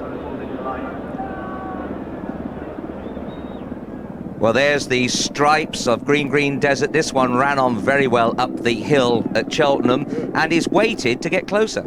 He is. He's a bit of an enigmatic character. This doesn't always like winning, but he gets on very well with Joe Tizard. Paul Nicholls has done a great job in transforming this once wayward character into running really well now. One man who's not in this race is Tony McCoy, and he's looking thoroughly put out because he's not in it. He likes to be out there racing with them. Well, they do have some good jockeys in it. Jim will call them home. Come on! That's it. They're under orders and racing. And they're going on jungly in the early stages. Lord Dorset up there on the outside as they draw towards the first of 12 fences. Jungly, the first to rise from Lord Dorset, jumping it in third on the outside is Green Desert, just tucked in behind Samarkand over on the far row with a check cap. The yellow cap there in the centre of Clifton Beat as they swing into the straight. Then Tom Brodie, who's out very wide on the track and just 2 or 3 lengths away at the rear of the field, Puget Blue. Heading into the home straight now towards fence number 2, and the leader is Jungly. Jimmy McCarthy having his first ride in the National later on Escada Fig, leads by half a length to in the centre Clifton Beat, and then Green Desert on the near side. Lord Dorset is right up there as well. Samarkand is over on the inside, going the shortest way as they come to the third and open ditch. Slight mistake there by Tom Brodie, and a gap then to Puget Blue. Heading up the home straight on the first occasion. Jungly shows the way. A change of camera angle there, and on the near side now, Jungly, Jimmy McCarthy from Lord Dorset in the blue jacket. Then the noseband of Green Desert, and Tom Brodie making a line of 4 over on the far side. Mistake there by Clifton Beat. Just wrapped that pretty hard. Better jump though by Samarkand over on the far rail, on the near rail as we look at them, and 2 or 3 lengths away is Puget Blue.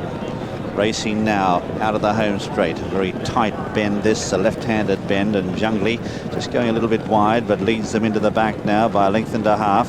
To up on the outside, Lord Dorset, who goes second, then Samarkand, who hasn't wasted an inch of ground on the inside third. 3 parts away then is Green Desert, and tucked away just behind them Clifton Beat with the yellow cap. A good gap in the field of Tom Brodie as they come to the first down the back, and then Puget Blue. Jungly led over it. Mistake there by Clifton Beat. Went right through the top of that. And Jungly the leader down the back. Samarkand getting closer. The check jacket on the far side. Then the blue jacket of Lord Dorset, followed by Green Desert as they go to the next. Clifton Beat not jumping at all well. And further back in the field is Puget Blue, but Jungly leading them down the back as they head towards this open ditch. Number 7. And Jungly the first to rise. Gets over it clear of Samarkand. 3 lengths away then Green Desert. Puget Blue has grabbed hold of the bit. Clifton Beat being hard ridden. Lord Dorset as well back in the field as they take the final one down the back, and Tom Brodie has dropped back to last. Preparing to leave the back. That was the 8th. They've got 4 left to jump. Jungly nearest the camera. The green jacket half a length in front. Maybe a neck now to Samarkand as they prepare to leave the back. 4 lengths away then in third is Puget Blue in the orange jacket. Followed then by Clifton Beat trying to get back into it. A gap then to Green Desert. Followed then by Lord Dorset. Jungly went through the top of that. Tom Brodie's last. Here comes Samarkand up on the outside as they've jumped across fence. 3 in the straight to jump, and Jungly the leader by half a length to Samarkand. Norman Williamson moving up as the big threat. 2 lengths away then is Clifton Beat, hard ridden, followed then by Puget Blue. Into the home straight now, coming towards the third last. Jungly on the far side comes towards it, dive through it. Mistake there by Puget Blue, lucky to survive it. In second is Samarkand, followed by Clifton Beat, who's under the whip in third. 2 left to jump, and Jungly has kicked away. Coming towards this soap and ditch now, jumps it well, lands over 2 or 3 in front. Samarkand's got a race on now. A long gap then to Clifton Beat. They've got 1 left to jump, and it's Jungly for Jimmy McCarthy out in front here by a length and a half. In second, Samarkand switched to the far side and starting to finish well from Clifton Beat. 1 left to jump. Jungly comes towards it, gets over it okay. Samarkand on the inside, trying hard to peg him back. A long gap to Clifton Beat, but Jungly is too good. Jungly, Jimmy McCarthy goes on to win by 2 or 3 lengths. Samarkand gets second, third then Clifton Beat, followed then by Puget Blue. Behind them is Green Desert Tom Brodie, who's the last to finish. Well, the winner is number 6 Jungly, owned by Mrs. P. Starkey, trained by Paul Webber, ridden by Jimmy McCarthy. What a ride he gave it as well, and good luck to him on a Scarter Feig later this afternoon. Second, number 3 Samarkand, owned by Lady Harris, trained by Venetia Williams, ridden by Norman Williamson. Saved every inch of ground, but to no avail. And third, number 5 Clifton Beat, owned by Martin St. Quentin, trained by Philip Hobson, ridden by Richard Johnson. Fourth is Puget Blue. But it's no mistaking how the winning jockey feels. Jimmy McCarthy coming back on Jungly, the 12-to-1 winner of our second race here on Grand National Day at Aintree. The first winner, sharp at 10, was at 16-to-1. The second, Jungly, at 12s. Bookies off on a good note. The distances 2 lengths and 2.5 lengths. 2 lengths and 2.5 lengths. Jungly the winner. Paul Webber won this race last year with flying instructor Jimmy McCarthy on board. He's in front here with Jungly. Samarkand had looked to be cantering just a little bit earlier on, and so did the 4th horse there, Mouse Morris's Puget Blue, but the picture changed, and of course this horse in front sometimes doesn't last home, Skew, but this is an easy course. It is indeed, and nice for Jimmy McCarthy to ride a big winner here. He's a fine rider. See him keeping his horse well up together there, keeping him well balanced as they approach these final stages of the race. He just sees a stride there, just eases him into it. Samarkand goes for a big one there, stretches himself a little bit. You'd think he'd still get up to win here, but the gap isn't very big there, and it probably just doesn't invite Samarkand to go through it. But as you say, Jungly was really tenacious from here and battled all the way to the line. Skew, I think I've heard the klaxon that indicates the steward's inquiry, and of course things do look rather different from head-on to the side-on view there, but your initial reaction was no harm done. Yeah, my initial reaction is the only bit of interference that could have been is just sort of landing there or going to the last, but it looked as if from the side on there, it looked as if there was enough room for Samarkand to go there, but he just couldn't go there, or the gap was sort of intimidating for the horse to go there. Well, Jimmy McCarthy looks happy enough. He obviously doesn't think he's got a problem. No, if the stewards do look at it and think that he's closed the gap a little bit, he had his stick in his right hand, and they might frown on that, is that he should have pulled it through to his left to just try and keep Jungly a little bit straighter. But in my opinion, just looking at the side on there, he'll be all right. But as you say, it's very often a different picture looking at the head on. Here is the head on now. Look, just going to it. We've got close there, and yeah, as we thought, really, the gap has diminished. But I think if Samarkand had been quickly away from that fence, he could have got there. No, I think our initial thought was correct. Yep, he'll keep the race. They may smack his hand, but that's how we read it.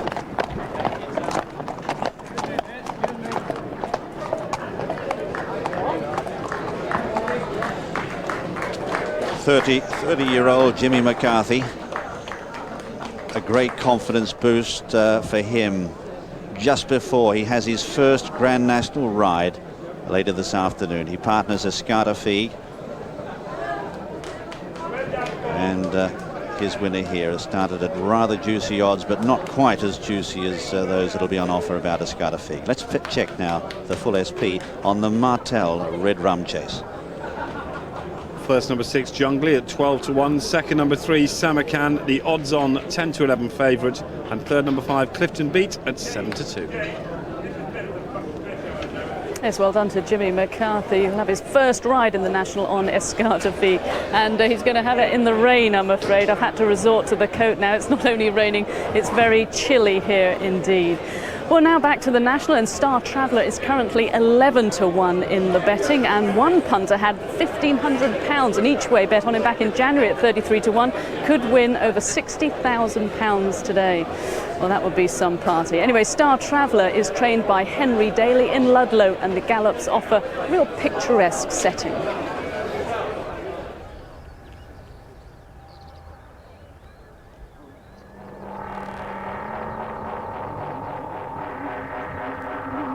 Downton Hall Stables and its adjoining 5,000 acres, the private empire which once the late Captain Tim Forster reigned over. Well to do is the winner. Day Trip is second. Ben Nevis, trained by Tim Forster. And Last Suspect has won it. Last Suspect's the winner.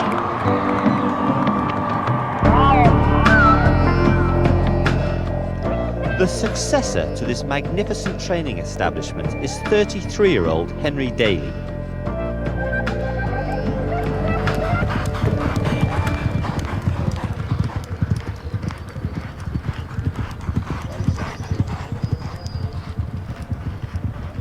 Henry, I always think that when God made this part of Shropshire, he made it nice and peaceful in which to train horses. Well, I mean, it's just an unbelievable place to have the opportunity really to train in, because it's like very few places in England are like this. I mean, you just sit here this morning and all you can really hear is the birds singing, and that's it. How were you lucky enough to arrive here? By dint of circumstance as much as anything else. I went to work for now the late Captain Forster in 1991, and then in 94 he just said, I'd like to see you in the office. About 10:30 in the morning one morning, sort of March time, the week before Cheltenham. And he said to me, how do you feel about going to work in Shropshire? And I said, well, that's sort of an interesting idea, and didn't really think much more about it, apart from when he then said, well, I think I'm going to go and train there. And I said, well, I need to think about it for a week or so. And I actually then thought about it for a day or so, and basically moved with him up here. The captain won 3 Grand Nationals. And I think above all else, he had tremendous respect from the racing community. Was that a pressure taking over his role? Pressure is very relative. It is something you make of it. It is something that obviously is there when you take over from a well-known, well-respected trainer. Luckily enough, I'm sort of ignorant enough to believe that I'm good enough to do the job. The results are proving, I hope, that I can do it, but whether they continue to do so, we'll see. The greatest proof of his achievements so far has been Edmund winning the Coral Welsh Grand National. Henry Daly is now hoping to win the Martell Grand National with the delightful Star Traveller. His jockey for the big race is Richard Johnson. It's an old cliche, but I can't imagine you wanted to swap many rides for him. No, I think he's been very consistent this year. Touch wood, I think it's a very open handicap this year anyway, and there's not many as classy horses in it as there sometimes is. But I mean, he seems very, very good form himself, and I wouldn't want to change him.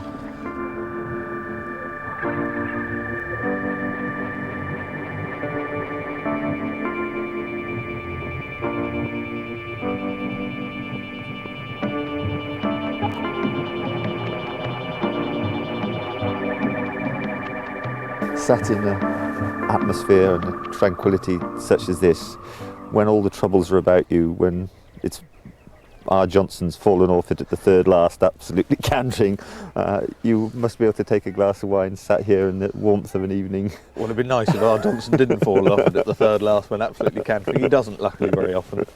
But yes, I mean, it's an incredible place to live. Absolutely incredible. Well, lovely sunny weather there. It's not so nice here, and Tony Dobbin joins me.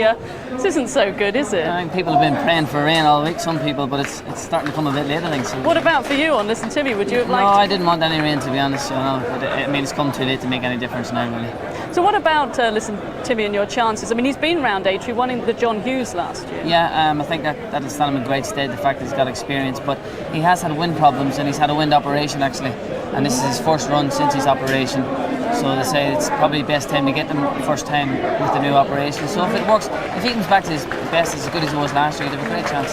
So yeah, you fancy your chances in? Just as long as he's as well as he was this time last year. I mean, any horse to win over these fences takes a lot of doing, and he showed he's got that sort of ability, you know. So if he can come back to that, he'll run well. Now, just walking around the course and seeing those fences, I mean, it's got to be so brave to do what you do, but I know that you were going to do a skydiving. You're going to jump out of a plane. You're doing this for the Scott Taylor appeal and the Injured Jockeys Fund, I believe. Now, you were supposed to do it last Sunday, and it was weather like this that meant it. Now, we've just got a little clip. This is what you've let yourself in for in May.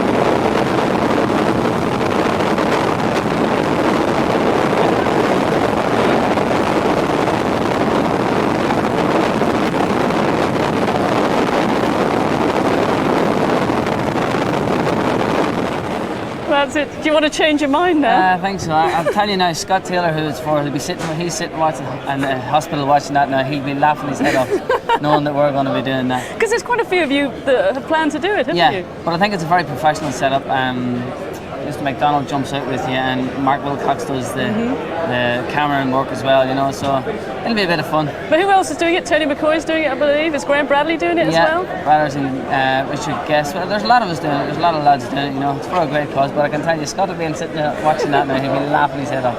Anyway, I know you want to turn your attention to the National. Good luck, and hopefully success once again as you had back in 97. Thank you, Tony.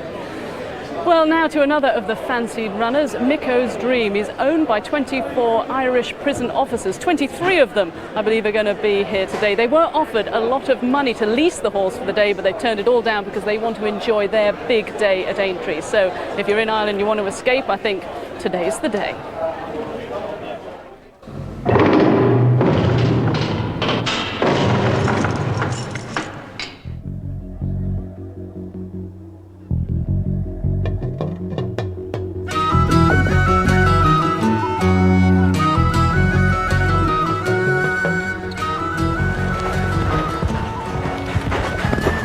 Myself and my friends were always into racing, and we decided it'd be a good idea to maybe try and form a racing club within the prison service. So I put an ad in an internal magazine, and we got a brilliant response, and hence the club took off the ground. Just tell us why he's called Micko's Dream. There wasn't an immediate rush to put a name on him. We're just happy to have him, and we didn't know what the future held. One of our initial members who joined way back at the beginning, Michael O'Hare, who was based in Cork Prison, unfortunately he developed a terminal illness, and in 1997 Mick passed away. Shortly after that we were kind of getting ready to go to the track, and we have to have a name registered for him. So there was no real second choice really. It was obvious. The name that came straight to mind after Mick O'Hare passing away was Micko's Dream. The horse was named after him, and we're all very proud of him. Right, Ruby, 2.5 again this time. When looking for a trainer, the prison officers decided to go to County Carlow and Willie Mullins, one of the brightest talents in Ireland. It's quite something to go there with your first runner in the Grand National, and you're going to have a support team of over 100, aren't you? I think they're only bringing over 120, that's all. The last count anyhow, probably a few more come. But yes, I mean, it's great bringing over a horse for the National, but also I think having a horse that everyone thinks has a chance now. You know, I don't know, I'm hoping for the best. A runner in the National is like a ticket in the lottery. You never know what's going to win, but it's very good to go with the one with a chance, yes. And they've made the money back on him as well, haven't they? Oh, they tell me, yes. The first day the horse ran, I didn't realise. I mean, they were questioning me, how good was he, and this, that, and the other. And I thought, this fella's not too bad, and he's as well as I can have him. And the minute I said that, one of them takes off his cap and starts waving it around. I was wondering what the hell is going on, and apparently they had a good few pounds on the horse that day and got most of their outlay back anyhow. I should think they'll have a few more quid on him at Aintree as well, won't they? Well, I think they were on about 40 to 1 or 50 to 1 early on in play, so hopefully he'll be, finishing the money and maybe get each way.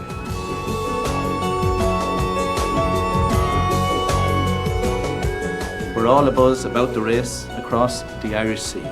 We hope and pray that he stays safe, perhaps taste victory. Whatever is the outcome, and I speak for all the team, we salute you for the joy you've brought our hero, Micko's dream.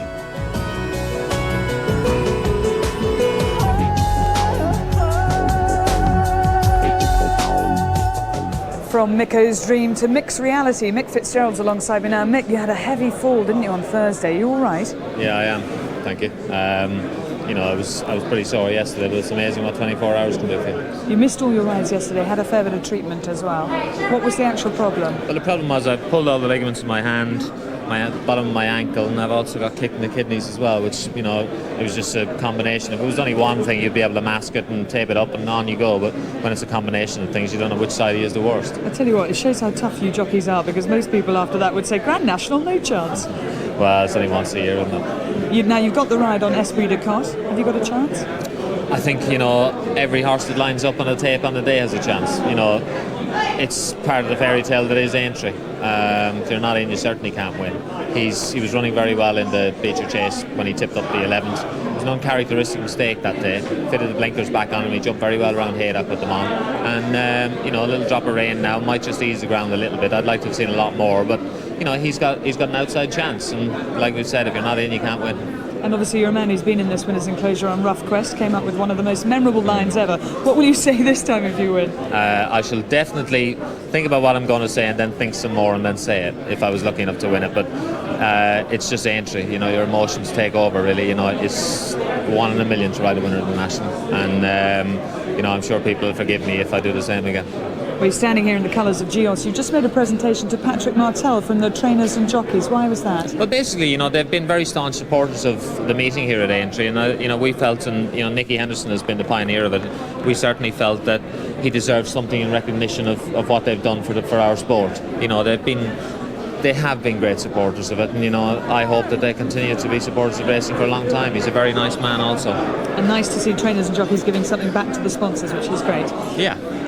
Good luck on Geos. Thank You've got you. an outside chance, haven't you? I have, yeah, very much so. This horse has won a Tokol Trophy. I'd love to have seen a lot more rain than this from, and then I would give him a real live chance. But I still think that it's no cakewalk for Orla Loire. It's a tough race. Lovely. Okay, thanks, Mick. Thanks, Steph. Well, Mick's got hurdles ahead of him on Geos, but obviously for the big race they've got those 30 huge fences. Richard Dunwoody, until his retirement earlier this year, had the best record of any jockey currently riding around the fences, so he's the man to take us around the big ones. Come on! The start, 4.5 grueling miles in front of them, but it's still so crucial to get a good position running to the first. 40 horses charging down to the first. It's very important you meet this spot on. I crossed the Melon Road and I'd like to have got them back on their hocks, take a bit of a pull and get them underneath, get the hocks underneath them. You're hoping, you pray, and you meet it spot on. Relief at having jumped the first. The second is a plain one. Well, here we are at the third fence, and I think this is the first real big test. This ditch is huge. The fence is big. I believe this fence actually rides bigger than the chair. Andrew, you're here with me. What do you think? Well, Richard, you've got to get your horse's balance coming into it. 4 or 5 strides away, you're going to be thinking about, well, I hope I made it on the right stride. Hopefully you're just going to get not too close to the board, but not too far off, because at the end of the day, when you get to the other side, there's another big test, there's another big drop, and the horses, well, who knows? The 4th and 5th ride big fences, again with a large drop on the landing side. And then it's on to the most famous fence on the course. This is Beecher's, the 6th fence. Jockeys will soon know that they're approaching one of the most awesome obstacles on the course. There's a large crowd around Beecher's. There's the television stand behind the fence, which distracts horses, takes their eyes off it, and makes it even more difficult. It's very important to get your approach to this right. I always tended to move out to the middle of the course, just that drop on the inside is a little bit bigger on the landing side. We'll go and have a look. Well, with me is Ken Whelan, who rides Buck Rogers. Ken, you've ridden over these fences a fair bit. You had no problem with beaches? No, got a great spin around off my lad. I got a little bit deceiving at the far side. You don't think it's very big until you get in mid-air and you see a big drop at the back of it. It certainly gets you sitting back a bit. I had my worst moment of my career here, I think in 1985 when West Tip fell. And then I was very lucky in 1994 when Minnie Homer went down on his knees and just managed to get back up. They've modified it, they've modified the lip now, which means that horses can actually get away with a little bit more. And then Foynaven's fence, the smallest obstacle on the course. Here we are at Canal Turn, and not only is this a big fence, but it's also very, very tricky. It has a 90-degree turn on landing. The approach is critical. Jockeys will pull out wide, cut the corner. Jockeys on the inside can get into trouble with other horses crossing their route. And this is where jockeys are sometimes caught off balance and can actually fall out the side door. 4 fences across the Melling Road. Jockeys' minds are now on another fearsome challenge. The chair, a huge ditch. Fortunately, in 14 rides, I got across this, but a lot of people can have problems. I think this year on good ground, there will be problems. There'll be a lot of horses in the race at this stage, at the halfway stage. It is a narrow fence compared with the rest of the fences on the course. There'll be loose horses running around in front of you, and it's very important to get light. It's also important to get close to this takeoff rail. You do not want your horse standing off a long way. It has a lot of space to cover. The next is the water, then another circuit, and after a total of 30 fences, the strength-sapping running. I'm here with Huel Davis, who won the National in 1985 on Last Suspect, while I was rolling around at beaches on West Tip. Huel, it is a very, very long run-in, isn't it? Especially after you've gone 4.5 miles and you suddenly come up this really long run-in and you've got to get the best of your horse out and he's getting tired himself and starting to roll around. I remember my poor old Phil Tuck, he must have felt like death because to scoop on him the last 50 yards, I'm just glad the boot wasn't on the other foot. I was so tired last year. I actually fell off after the winning post when Bobby Joe's Connections jumped out. But so much can change, and the horses jumped the last in front. Garrison Savannah looked to have it made for Mark Pitman, and then his dreams were shattered. That's the National, boy. That's the National.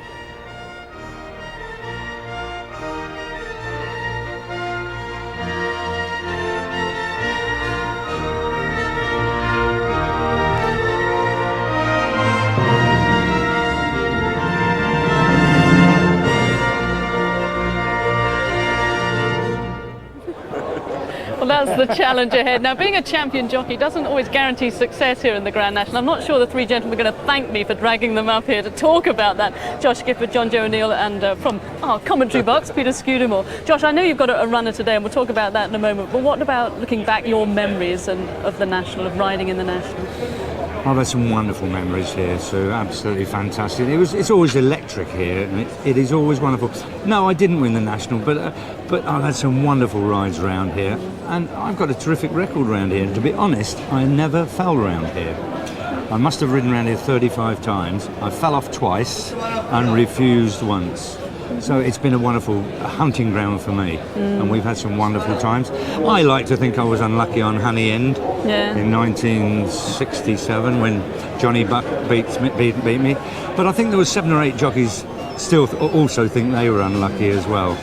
But I had a fantastic ride on him, and I had 2 fantastic rides on Basnet. He was 4th and 5th in the National. Fantastic ride on Out and About when he ran away with me, and I couldn't hold one side of him and actually fell off him at the 3rd last, but I was frightened to death, but I enjoyed every minute of it. Yeah, because it's funny, while we've been watching, you were all talking about reminiscing. How far did you get? How far did you get? John Joe, tell us about how far did you get? Mine was a little bit embarrassing, really. I didn't get very far. I got to go to the Canal Turn, I think, 2nd time round was about the farthest I got, really, but I was like Josh as well. I thought I was very unlucky. But I obviously got the wrong horses or whatever, you know. It certainly wasn't my fault. It definitely wasn't your fault. And Peter? Well, it's all very well you getting us up here criticising us for not winning the National. You never won Wimbledon. Well, that's true. You can blame the horse. You haven't made a racket or the I didn't even make the sun was in your placings. I was eyes. in the last 4. It's not fair. No, a lot of it is down to getting the horse, isn't it? You know, I was unlucky once on Strands of Gold. I fell at the beaches, but I suppose at the end of the day I wasn't good enough either. That's not what the Duke told me. Oh no, yeah. Well, depends who you speak to. I'm sure these stories will carry on for quite some time. Josh, good luck in today's race, because I know you have Brave Highlander. Good chance? He's got a great each way chance. Okay, thanks very much. Thank you, all of you. Okay, we're now ready for our next race, so let's now go back to Jim for the runners and riders of the Martell Aintree Hurdle. Thanks, Sue. Yes, no Isterbrack this year, but still a good field. Number 1 is Effectual Norman Williamson, 2 Geos Mick Fitzgerald, 3 His Song Adrian Maguire, 4 is All La Loire Dean Gallagher, one of the 2 French trained runners, 5 Catarino Richard Johnson, 6 Knife Edge Tom Rudd, 7 is Le Sauvignon from France Dominique Bressou, number 8 Mantle's Prince Francis Berry. Take out 9, Master Bevel, 10 is Mr. Morose, Carl Llewellyn, and 11 Shooting Light, Tony McCoy. So that's 10 to go. We've got 2 French runners, 3 Irish trained as well, and an odds-on favourite. All Loire is the odds-on favourite at 10 to 11. There is just a feeling it might go even money shortly. Geos has been back from 7 to 1 into 13 to 2, with Le Sauvignon out to 10 to 1 from 8. Catarino also 10 to 1 with Effectual at 12. Mantle's Prince is 14. Mr. Morose is 16 along with Knife Edge. His Song and Shooting Light are both 25 to 1. But All Loire is now the 5 to 6 favourite.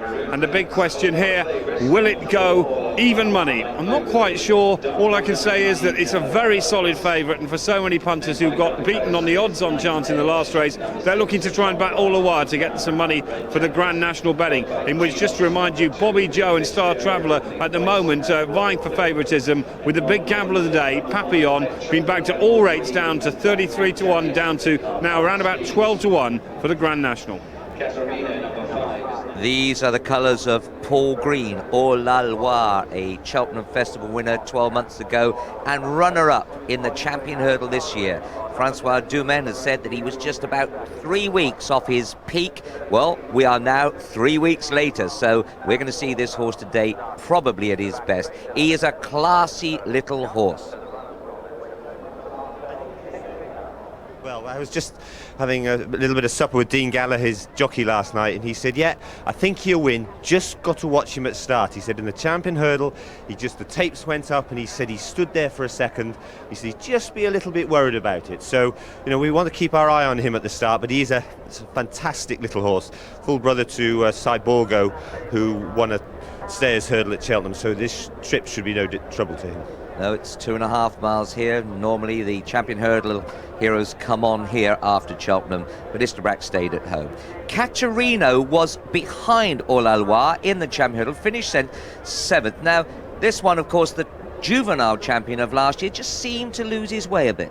Yeah, that's right. Catarino was the juvenile champion hurdler, and though he's the same age as Catarino All La Loire, he was the Supreme Novices winner, and we thought both these would go on to champion hurdles. Catarino failed in his prep race at Fontwell and I thought he ran much better in the champion hurdle at Cheltenham, and he's always looked to me as a horse that wants a little bit further.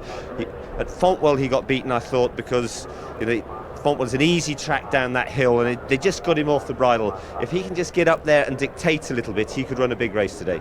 Quite a good lean and angle on those hurdles. You can see the hurdles they jump there are sloped to encourage them to jump very fast and not to jump high. Now the spots, we saw them earlier on when Mick Fitzgerald was talking to us earlier. Now Geos is a lovely little horse. You know, he's done very little wrong this season and ran so well in the Ladbroke at Leopardstown. Yeah, and then we saw him win the Tote Hurdle at Newbury. both those races were on soft ground. Now, Mick Fitzgerald, I presume, would have had the choice of Caterino or Gios to ride. He's chosen Gios, so he obviously thinks he'll handle the ground, and that could be a good omen. And the fact that he hasn't run at Cheltenham, he could be coming here fresh and well. He's 13-2 from 7-1. Stu, it's been drizzling for a little while now. Will this be too late to make any difference to the ground? It's not heavy enough yet to make any ground. I've just, as you say, ran out to see Sue, and it's just light. It's just uncomfortable, that's all. What about this other French horse, Le Sauvignon? Jean-Bertrand de Belander trains and Dominique Brissot in the saddle, and going to be trained over here next season. Is he? I think his target is the French champion hurdle as well, I read somewhere. I mean, this horse is going to be no mug. I mean, if Hula does mess about, he's an unknown quantity. We don't know how good he is against the English horses. The French hurdles are different to the English hurdles. They're more like fences, but let's see what price he is in the betting. All a while now, 4-5 favourite. They've come for it. They've taken the 5-6. Gios well backed against the favourite from 7-1 into 13-2. Le Sauvignon drifts out to 10-1. It's 11-1 by the 3. But for so many, All Loire is the banker of the day to get themselves some ammunition to take on the bookies in the Grand National. Well, here, number 6, Knife Edge from Michael O'Brien's Irish stable. Michael's no stranger to big winners over in this country. Tom Rudd on board. Nice little horse, this, Skew, by Chris, so he'd have a bit of speed. Yeah, I saw him win at, Leopardstown last year on soft ground. He was well fancied for the Triumph Hurdle after that, but he hasn't quite lived up to those expectations, and he's been outclassed by Isterbrack twice, and he was... Perhaps his best run was when he was behind Gios in the Ladbroke Hurdle. But there'd be quite a few of these would be outclassed by Isterbrack. What about the top there in the green, Storming Norman on Effectual? Now, if this was a handicap, I think Effectual would be better off. But he's an amazing little horse, and he swishes his tail, but runs very genuinely, nevertheless. Absolutely, ran very well last time. He was 9 lengths behind Bacchanal in the Stayers Hurdle. You'd say he wouldn't quite be good enough today. 14-1 from 12-1. His price reflects that. It won't be long before they There's call Mr. Morose there in the green colours. He could run a big race, but they look as if they're trying to make a line, and I'll hand over to you, Jim. Thanks, Stu. Yes, interesting All La Loire, as you're saying at the start, being led around here, quite noticeable, and it'll just be interesting to see what happens here. Dean Gallagher obviously concerned. Now there's All La Loire at the back. Come on! That's it, they're under orders and they're away, and All La Loire has got away with the rest of the field. Gios is the first to show in the white jacket, Caterino up there as well, and Shooting Light out deep on the track. On the near side in the green and white stars is Mr. Morose, and just behind the list Sauvignon, a mistake by Mantle's Prince back in the field. On settling down and heading up towards the second, and Caterino on the inside of Shooting Light. Half a length away is Gios, a length to Mr. Morose. Half a length in the centre is Le Sauvignon as they go over the second. His Song is further back in the field. As they continue their journey down the back, it's still Caterino from Shooting Light, Mr. Morose, Gios further back in the field. All La Loire settling about third last at this stage. Well back in the field too is Mantle's Prince, and Effectual is back there as well, but Caterino leading them out of the back by a neck to Shooting Light up on the outside. A length and a half further back is Gios, the blue cap, white jacket on the outside. Mr. Morose in fourth, followed then in the centre by Le Sauvignon, then on the near side His Song. They're followed by Knife Edge, then Effectual, who's right out the back in company there with Mantle's Prince as they round the corner, and All La Loire about third last. Heading towards the entrance to the home straight on the first occasion. And the leader Caterino on the far side, just from Shooting Light, and His Song striding up 3 deep on the near side. 2 lengths away Mr. Morose as they come to the third, followed then by Gios out wider, then Le Sauvignon in the centre. Further back in the field is Knife Edge, and they're followed next by Mantle's Prince. All La Loire on the extreme left as we watch them now as they go over the next, and Mantle's Prince at the rear of the field. Heading up now towards the one that'll be the last next time round in this Martell Aintree hurdle. Switch of camera there, and in the centre Shooting Light vying for the lead with Caterino on the near side. Then the white cap of His Song, followed by Gios in the white jacket.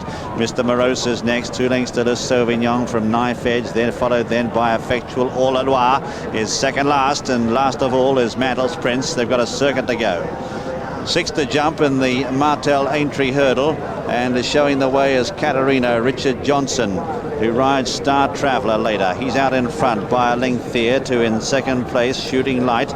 On the outside, Tony McCoy, who'll be attempting to rectify a rather poor Aintree record or Grand National record on Dark Stranger later on today.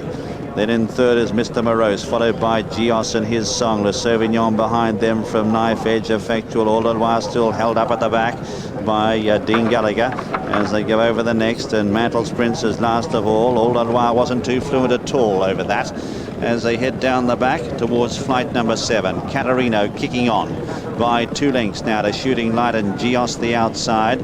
2 lengths away then as Knife Edge is moving up. Here comes All Adwar out deep on the track, starting a fast forward move. His song drops back. They're followed by Mantle's Prince, and there next in the field is Mr. Morose. His song right out the back with Le Sauvignon, and they're followed by Effectual. Heading now towards the last one down the back, and Caterino guessed at that one, but got away with it by half a length. On the outside, Shooting Light. 2 lengths then to Knife Edge from Gios, then All Loire, the light blue jacket the outside. Followed then by Mantle's Prince as they prepare to leave the back now. They've kicked away from Mr. Morose, Effectual, and forget about Le Sauvignon, and his song has dropped out.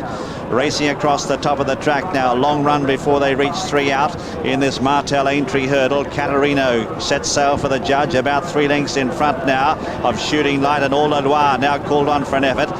Further back in the field then is Knife Edge on the inside from Mantle's Prince as they straighten up for home. Then Gios has dropped back from Mr. Morose. On the corner now, 3 left to jump in the home straight. Caterino heads up for the judge in front. Here comes All Loire, the favourite on the near side. Dean Gallagher come to 3 out now. All Loire strikes the lead from Caterino. Here's Mr. Morose. Mantle's Prince is going well. Shooting Light behind them, followed by Knife Edge. 2 left to jump, and Mr. Morose on the near side. Carl Llewellyn takes it up. It's now Mr. Morose who goes into the lead. Slams through the top of that. All Loire battling on. Mantle's Prince is the big danger on the far side. They've got 1 left to jump in the Martell Aintree hurdle. Mr. Morose on the near side. Mantle's Prince the far side. They come to the last. They jump it together. 4 lengths to All Loire, followed by Effectual, and then Shooting Light. 100 yards left to go. Mr. Morose on the near side, digging deep. It's Mr. Morose in front for Carl Llewellyn. On the far side, Mantle's Prince is fighting back, but Mr. Morose in the Jenny Mould colours is going to get the Martell Aintree hurdle by a length and a half. In second, Mantle's Prince. Effectual gets third, just ahead of All Loire, who was disappointing. They're followed then by Shooting Light. Behind them is Knife Edge, then Caterino from Le Sauvignon, Gios, and then his song as the last to finish. Number 10, Mr. Morose, ridden by Carl Llewellyn, the most successful Grand National jockey in action in today's big race. And here he is getting the money on Mr. Morose in this Martell Aintree hurdle, trained by Nigel Twiston Davis, ridden by Carl Llewellyn and owned by Jenny Mould. Second is number 8, Mantle's Prince, owned by R.J. McSharry, trained by Pat Hughes and ridden by Fran Berry. And third is number 1, Effectual, owned by B.C. Dice, trained by Venetia Williams and ridden by Norman Williamson. Another big result for the bookies, 16-1. And fourth is number 4, All Loire. But Carl Llewellyn, who's won 2 Grand Nationals, Party Politics and Earth Summit, he's tasting the atmosphere again today, and a great ride on Mr. Morose. And sitting next to me, assistant trainer Peter Scudamore, already calculating his 10% of the winnings here. But this horse, 12 months ago, 4th in the Champion Hurdle.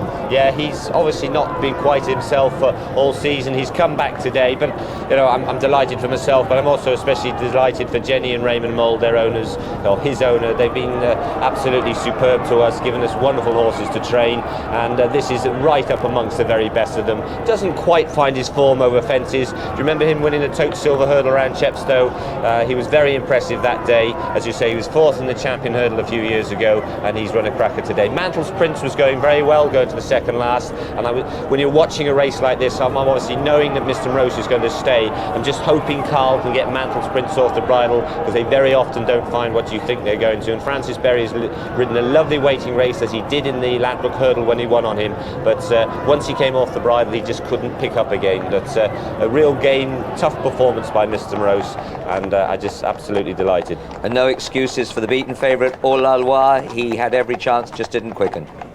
No, you know, he got a little bit out the back early, but he had to because he doesn't start. But terrific result for me. Carl Llewellyn has the best Grand National record of any jockey riding. He's won the race twice. And today he rides Senor Albertruti in the big one at 3:45. Interesting runner, and one you should note as well, because Carl, who I think is a pretty good judge of a Grand National type, has always regarded Senor Albertruti as the ideal type for Grand National, particularly on this type of ground, and a real lively outsider. Senor Albertruti, a 66-1 chance. Safely round, I'm pleased to say. 66-1 chance. Safely round, I'm pleased to say. Well, Carl Llewellyn's just making his way out of the winner's enclosure now. I bet he'd love to be back in there around 4 o'clock, because it is now, we've been enjoying the build-up all afternoon, but it is now time for the 2000 Martell Grand National. As always, the challenge is immense. There are 30 fences for the 40 runners to negotiate over 4.5 miles.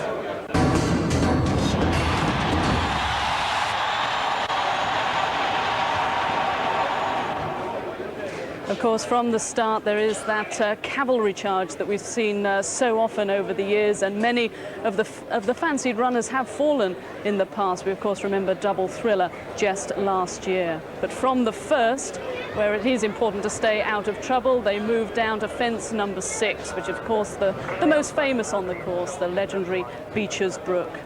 After that, it's the Foinaven fence. It's one of the smallest on the course, but it just proves back in 1967 that all the fences can prove difficult. Foinaven, of course, went on to win that year. After that, it is the Canal Turn. From there, they face a 90-degree left-hand turn to make their way back up towards the top of the course and the grandstand. And in front there are 2 fences they will jump just the once. The chair, the mighty chair that stands at 5'2", and that is fence number 15, and following that, fence number 16 is the water jump. There it is, and spectacular pictures we'll see there this afternoon. Then they go past the winner's post, past the grandstand, and back out for the second circuit over the Melling Road once again. And then, of course, there is that long run-in. It's almost 500 yards to the winning post. I bet that feels a long, long way for the leaders. But that is the aim this afternoon. If you haven't placed your bet yet, time is running out. To help you with your decision, here's the latest betting.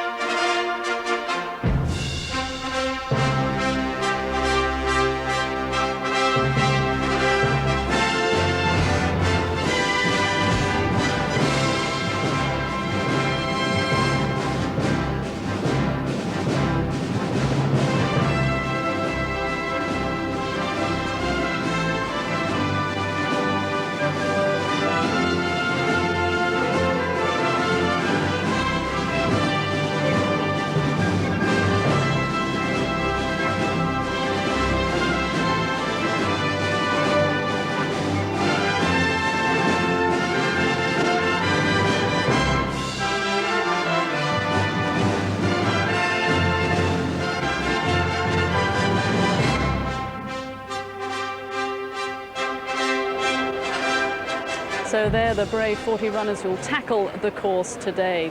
Well, let's continue now. Our team, they're all in place. We have Richard Dunwoody. He is in the jockey's room, a place he knows very well. I bet at this point he probably wishes he had a runner, but he'll be talking to many of the jockeys. Claire is at the loose boxes, where she'll be talking to many of the connections as they make their final preparations. Angus, he's in the betting ring, and he'll be bringing us all the latest prices. And then in the commentary box by the paddock, I know the nerves will be jangling there too. We've heard Sku's memories, I know Richard has many as well, so take it away, you two. It's over to you, Richard. Yes, it's getting very exciting already now, Sue, because behind us the horses have been parading for some time, and it's time for Skew and I to look at them now. He's got 2 good eyes, I've got half of one, so between us perhaps we can sort something out. Yeah, it's going to be a terrific race. I don't think this rain will have altered the ground. I think it'll just remain fast ground, and it's not going to suit the soft ground horses. Big crowd here, but a lot of them have retreated with this drizzle into the bars here, of course. But the punters here surely by now have decided what they think is going to win. We'll be having lots of interviews, the jockeys, many of them with their hats on, ready to go out, and the horses have been saddled, a lot of them being saddled now. Punters, the parade ring starting to fill up as the punters are 20 deep around it.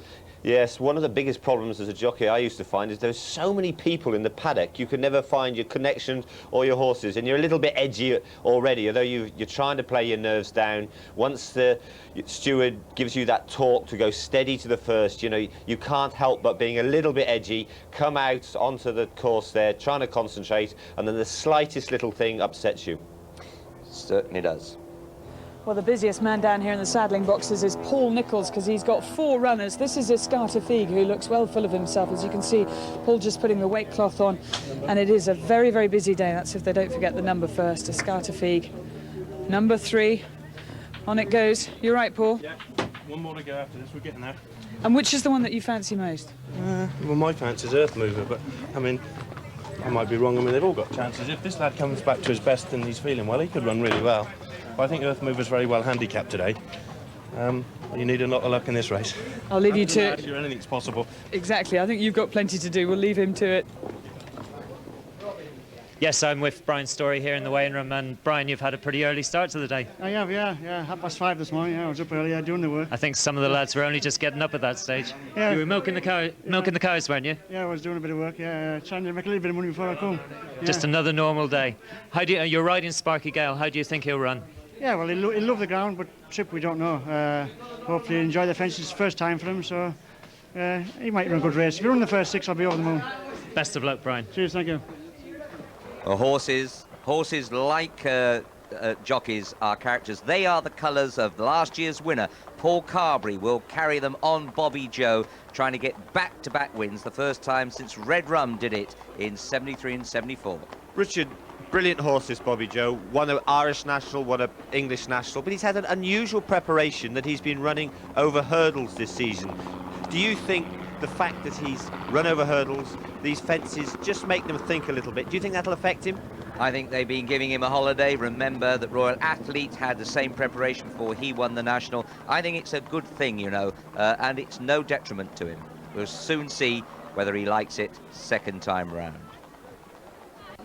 Well, Richard Dunwoody was in the jockey's room, but actually there's a jockey out here who's doing 2 jobs today, because Richard Guest is saddling his horse as well, Red Marauder. Is this actually better than being in the jockey's room listening to everybody chatting? Yeah, absolutely. You've got a very small saddle there as well, which I suppose isn't great for the big fences, is it? Come round on a lot smaller than that in the last few years. And you've been very confident about this horse and the whole build-up. How are you feeling now? Could have done with a bit more rain, couldn't we? That's the only worry. Ground's a bit lively for him, but he's a good horse. And you're excited about it? Oh, over the moon, yeah. Are you really? Because you just sound a bit quiet, and I suppose you've got jobs to do, that's why. Jobs to do. Busy, yeah. OK, good luck to you, Richard. Thanks. I'm with Carlo Ellen, Chris Maud, Brendan Powell here in my corner. You're in my place, Brendan. Just how scared are you now? Probably more scared than you've ever been in your life. No, I think at the end of the day, everybody's apprehensive when you're going out, and I think it's butterflies more than anything. Chris said he's completely nervous and bricking it, so but I'm all right. You've had a pretty hard week, haven't you, Chris? No, it's been not too bad. Thanks for that. I'm not too bad, not too nervous. I'm looking forward to it. You just want to get to the start and get on with it, to be honest. This is the worst time of the race. I just hate it. Carl, you're a bit happier than you were yesterday. Yeah, well, bad loser. That was very good. Yeah, very pleasing. And a few quid as well. That's good cause. Good stuff. Thank you. Well, let's have a look at Listen Timmy now. He's running for Alan King and Tony Dobbin on board. Of course, Tony has won a national in the colours of Stan Clark and Lord Galeen. But this horse has had a funny season. He was a good horse last year. He's won over the fences, but he's had breathing problems, Skew, and you can see under his chin there is a metal tube so that his air passages are opened immediately to his lungs. That's right, and when they are done like it, the first time they run with this tube, it very often makes them run better. So it'd just be interesting to see how it works. But he's obviously a horse with a lot of ability, but his breathing is stopping him performing. With this tube, he may now go and run better. Well, here is one of the 3 greys in the race, Senor Albatruti, trained by Sue Knock. How are you feeling? Butterflies, twitchy, but I just want to get on with the job now. He seems very relaxed. He looks incredibly well turned out, very smart. Well, that's thanks to Sophie and Sally. They've done a lot of hard work on him, and they keep him calm as well. And Sophie, what do you think? Will he take to these fences? Oh, I hope so. It's one way to find out, I suppose. Is it the worst position to be in, do you think? I mean, set him up and everything, and then having to stand and watch. I'd be riding him, actually. Would you? I would. Well, there isn't a girl jockey in the race this year. I think I should have done as well. Carl Llewellyn will be the man on board. We'll go back to Richard in the jockey's room. I'm with Robert Bellamy and his son here, Tom. Robert, you ride Trinette Ro. Yeah. Good ride? Yeah, I mean, he's won the Norwegian version of the race. It's a big challenge by the Norwegians. They take it very seriously. The horse is trained for the race. You couldn't be happy with him. He's in really good form, and you just need a bit of luck. But if we can get over the first 3 or 4, get into rhythm, I'd hopefully confident at getting round, putting a clean round in, and giving them all just something to shout about. And Tom, how do you think your father's going to get on? Good. Who do you think will win? Carl Llewellyn? Yeah. He's your man. Well, I'm going to look after Tom here while the rest of the lads are heading out. They're going to the steward's room now to have the briefing. The studio with Pitters. Dark Stranger, Bobby Joe and Star Traveller are all joint favourites at the moment for the National. But there is significant money for this Papillon on the racecourse, and it would be no surprise if that was a challenge for favouritism. Micko's Dream's also a 12-to-1 chance, with Earth Mover at 14. But just look how many of those horses have been supported here on the racecourse. Jeddah is 16-to-1, the Last Fling 16-to-1, Red Marauder 16-to-1, Young Kenny out to 20-to-1 from the morning odds. It's 22-to-1 bar, but it is one of the most open nationals I can ever remember, and the market is fascinating. Certainly is an open race, 33 in the handicap. This is Star Traveller's colours, number 15. He's a horse by Norwich, Henry Daly trains, and Richard Johnson has them out here, having never completed in 3 other races. Not over big, Skew, and sometimes a little bit, can be a bit clumsy. I think he's a very clever little horse. I think the race is, as Angus said, is a very, very open race. If I had the choice of any 2 to ride, I think the punters have got it about right. These Dark Stranger and Star Traveller. I think this horse will stay the trip. He's very cute. He's very intelligent. He's quick and accurate over his fences. The only time he makes the odd mistake is when speed gets to him. So they shouldn't be going as fast over the 4 mile, and I think he'll love the trip. There we have Young Kenny. I spoke to Peter Beaumont before racing. He was with Monica Dickinson. They walked the course, and this is one of the true stayers of this sort of trip. Yeah, I think his handicap mark is too high. That's what puts me off him. He's an ideal horse for this race. I just wish he'd come here a year earlier on a lower mark. Look at his price of 20-to-1. He was only half and less than that a few weeks ago. Yes, I think the ground reflects that punters are frightened that the ground will be too fast for this horse. Yes, he's a lovely horse. He's by Ardross. They certainly stay. Brendan Powell's 8th ride in the race. Now, what about Micko's Dream from Willie Mullins' yard? I was speaking to Willie beforehand, and he said he went to see the horse in his stable. He was lying down fast asleep, and so was the girl who leads him up and looks after him, Mary. Yeah, I love the picture of him before with the stable lad. No bridle on, just got the reins around his head. As Jenny Pitman said, he's a really laid-back character. He's a decent chaser, though. He's a fine record over fences, and he's been attracting plenty of support over the last few days, even though he may want softer ground. He won last time, he won over 3 mile, he won by 8 lengths, and with a clear round here, if he acts on the ground, he's sure to be in at the finish.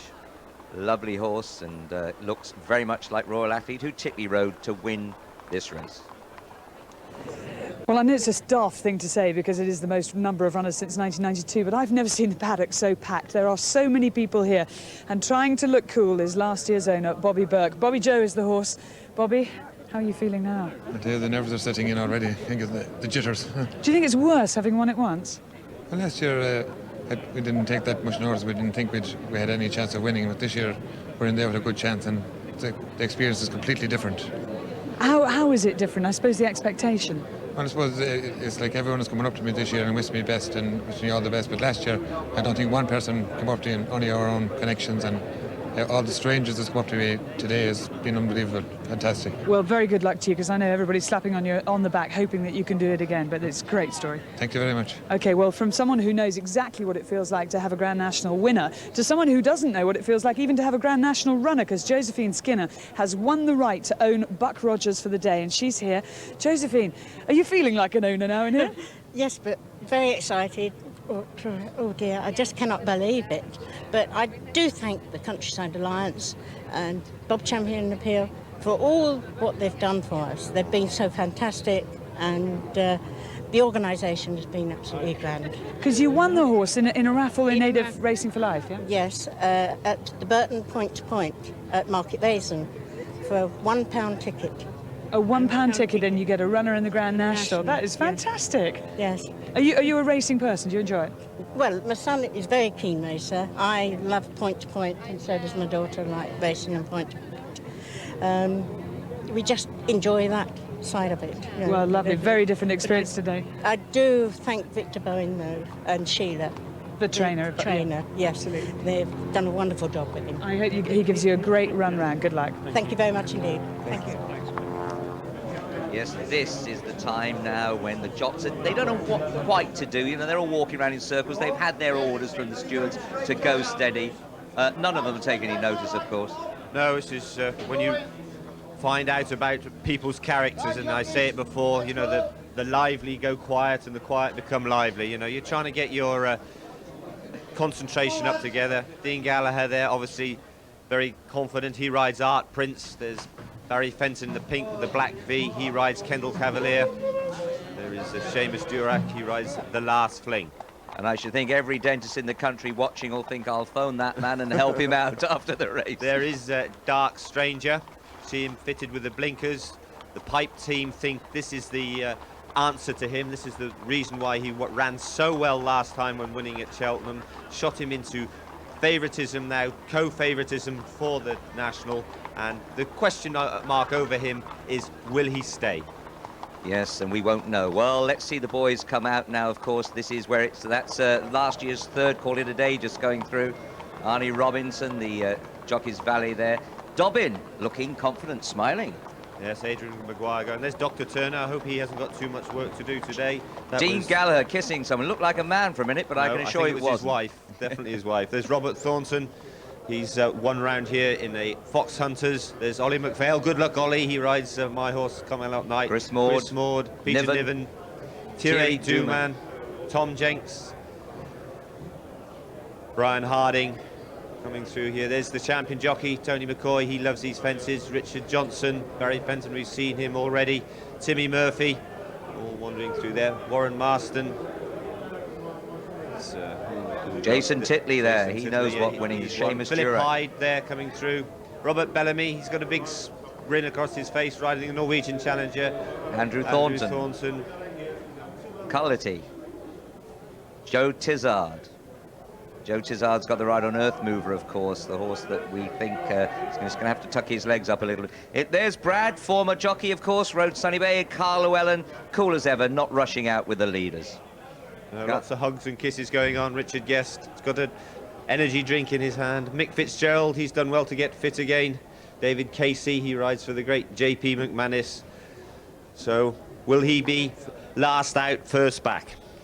It looks as if he certainly is last out, going into this crowded parade room, 21. Now, this horse feels like gold. He finished 5th last year. Brian Harding having his 2nd ride in the National. And Nicky Richards, well, he would be a very, very popular man to win.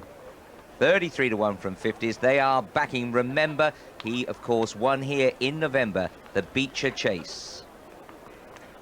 Lovely horse, big horse too, isn't he? He is, yes, as you say. He's obviously got ability. He's won round here. He hasn't been in form lately. Nicky Richards, the son of the great Gordon Richards, who won 2 Grand Nationals. But I just don't think this horse is quite good enough. Okay, owned by the independent Twine Manufacturing Company Limited. Now, Nicky D is a horse, you can just see him below us here, trained like young Kenny by Peter Beaumont, and but for him pulling up last time at Cheltenham, you could give this a real chance on this ground. But I think it may be in his favour that he pulled up there. He didn't have a hard race after a couple of mistakes. Yes, I mean, the only thing is that does a horse come and jump well round here after mistakes, losing his confidence round Cheltenham? But maybe that'll be the pace of the race. Very often horses, these big fences, they look at them, they're able to come back in the hocks, as Carl Llewellyn was describing earlier, and it helps horses, and they're going a stride slower. Well, I'm here now with some of the 24 prison officers who own Micko's Dream. Jason Titley's joined them. Are they trying to give you instructions? I suppose you'd have to obey them if they did. I suppose they do. No, not really. I think they're more nervous than I am. I think they are. But you're all right, are you? Not about it. Looking forward to it. I tell you what, he's a bit shorter of words than he sometimes is. Let's have a word with a few of them. John, we'll start with you. How are you feeling now? The big tough moment is not far away. Butterflies are there. Hopefully he'll get around in one piece and come back safe, and that's our #1 priority. After that, if he runs into one of the top couple of places there, it'll be a great day for us all together. And you've all backed him, haven't you? Yeah, we have. Yeah. From 66s down. So it really would be a tremendous result if you get the first 4. Brilliant altogether. And just one little thing, this is actually Micko's hat. The hat that he bought for gold racing, so it's on television. Fair play. Fantastic. Jason's waving to you. Good luck to all of you. Well done. Thank you. Isn't that what it's all about? Enthusiasm. Jeddah from France. Thierry Duman having his 2nd ride in the race. Now, Jeddah has actually got some good form, but had a lot of trips over his skew, and the most recent haven't been that impressive. That's right, he's a top-class horse in his native France, but he's been disappointing since he's here. But I think he'll adapt to these fences very well. He's used to racing around Auteuil, which is the racetrack in Paris, where the fences, or some of the fences, are equally as big as they are around here. The big ditch down the back there is huge. They jump a stone wall. There's a huge wall to jump. He'll be neat and clever around these fences, and Thierry Dumas, the son of the trainer Francois Dumas, is a good jockey. I think he'll give the horse a little bit of light towards the outside, because that's the French style of riding. Well, these the colours of Chu Fat Young, of course, not familiar with us over here. Another person, in fact, he and his wife won this horse, or the participation in the race, in Hong Kong, where, of course, Martell have a very big day over there as well in the racing. Addington Boy, retired, finished 4th last year, proved so lively they brought him back into training. That's right, they turned him out in the field and he hated it. All he wanted to do was come back into the field. But this horse has won 7 chases. As you say, he was beaten 17 lengths behind Bobby Joe last year, and he has a great chance. This is Adrian Maguire's 4th ride in the race. Earth Mover. Now, Joe Tizard is a man who fell at the very first fence last year on the favourite. I know that you fancy this horse, Richard, and I know he's got plenty of ability. I was very impressed with him over hurdles in the beginning of the season, but I just feel over fences that when the pressure is turned on, he has a job to stretch at his fences. But if the speed that they go allows him to travel very well, that'll allow him to come into the race. Well, they're pretty much in order now. They're starting to come out. There is Seamus Durack on the Last Fling, riding for Sue Smith, and Trevor Hemmings, who has 2 horses in this race, the other one being Esprit de Cotte, and that is actually following in behind. So Trevor Hemmings getting a good look at his 2 as they come out. Very relaxed, this chaser.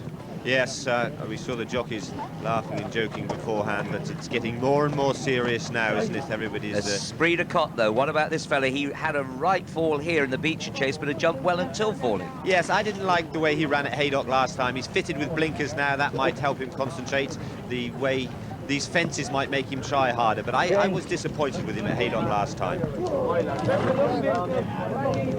Well, there are 3 greys in this field today, and this is Kendall Cavalier, a horse that I had the highest on my list 2 years ago. He just seems to have lost his way a bit. He does want softer ground. Toby Boulding, his trainer, has brought horses back to their form to win this race. Little Polvia he won it with. That's Melly Moss. Jimmy McCarthy's still a broad grin across his face after his victory on Jugley earlier on. That's Clifford Baker. That's Paul Nicholls' head lad to the left of Melly Moss. But this horse is trained by...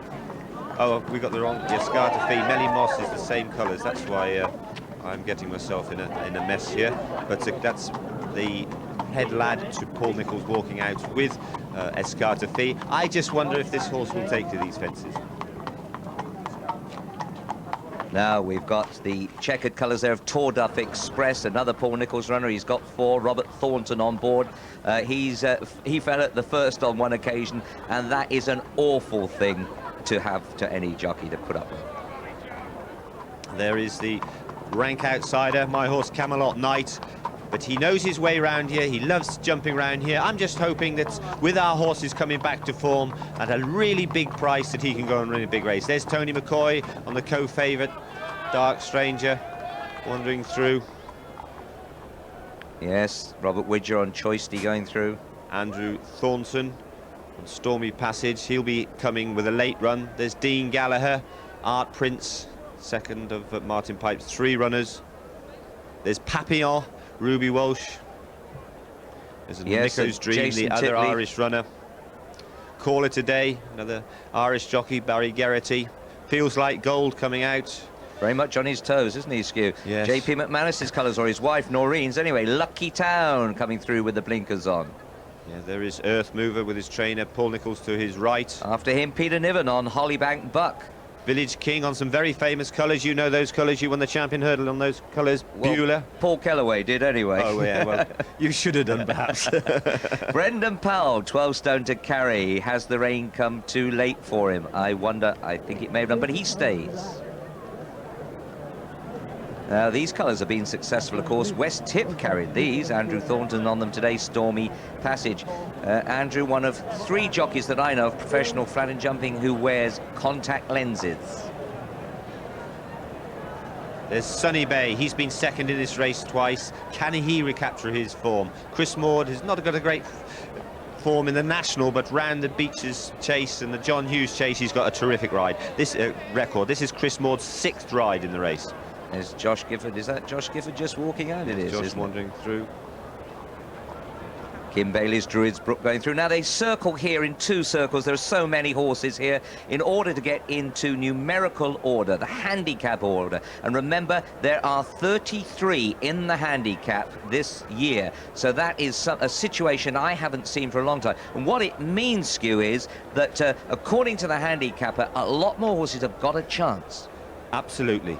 There is Thierry Dumas on Jeddah. He looks nice and relaxed. Got his blinkers on to make him concentrate. There's the horse that I thought was Escarda V, but that is Melly Moss. As you can see, similar colours to Escarda V, owned by Mr. Darren Mercer. He has 2 runners. Right, well, let's take a check on the market. Where's the late money going?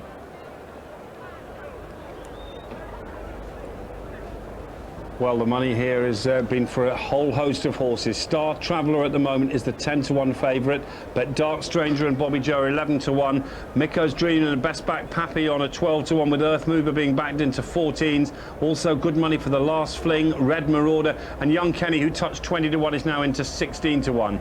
Lucky Town is a 22-to-1 chance, with Melly Moss amongst those on 25s, along with Nicky D. Addington Boy, support for that one, 33s from 40s, and Feels Like Gold, good support for that one, 33s from 50s. Sparky Gale, 40s from 50s as well, with Stormy Passage a 50-to-1 chance, having touched 66s in a place. The rest of them are all 66-to-1 outsiders. Senor Ilbatruti amongst those on 100-to-1. And it really is one of the most open nationals I can remember, with the rank outsider Camelot Knight 150-to-1.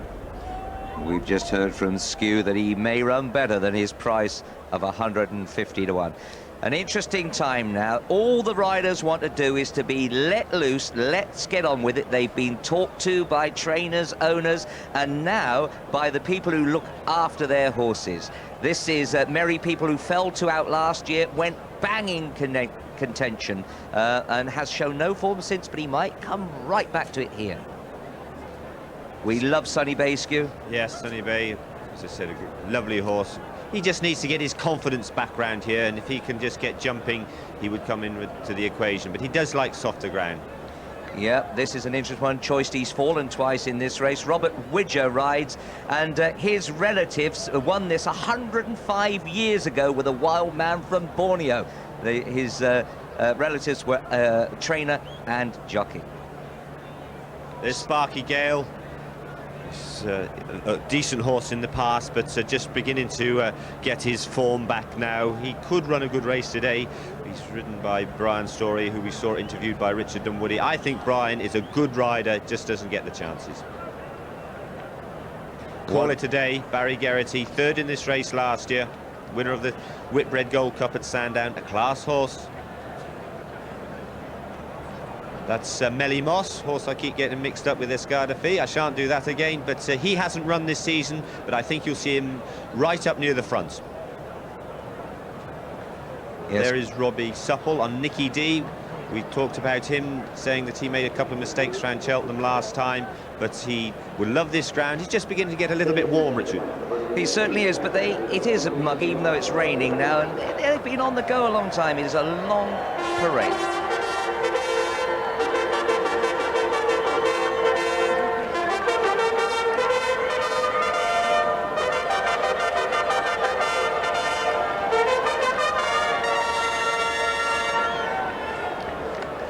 And that tells us the parade is on the way. Here is young Kenny, 12 stone. Brendan Powell having his 8th ride in the race, 16-1.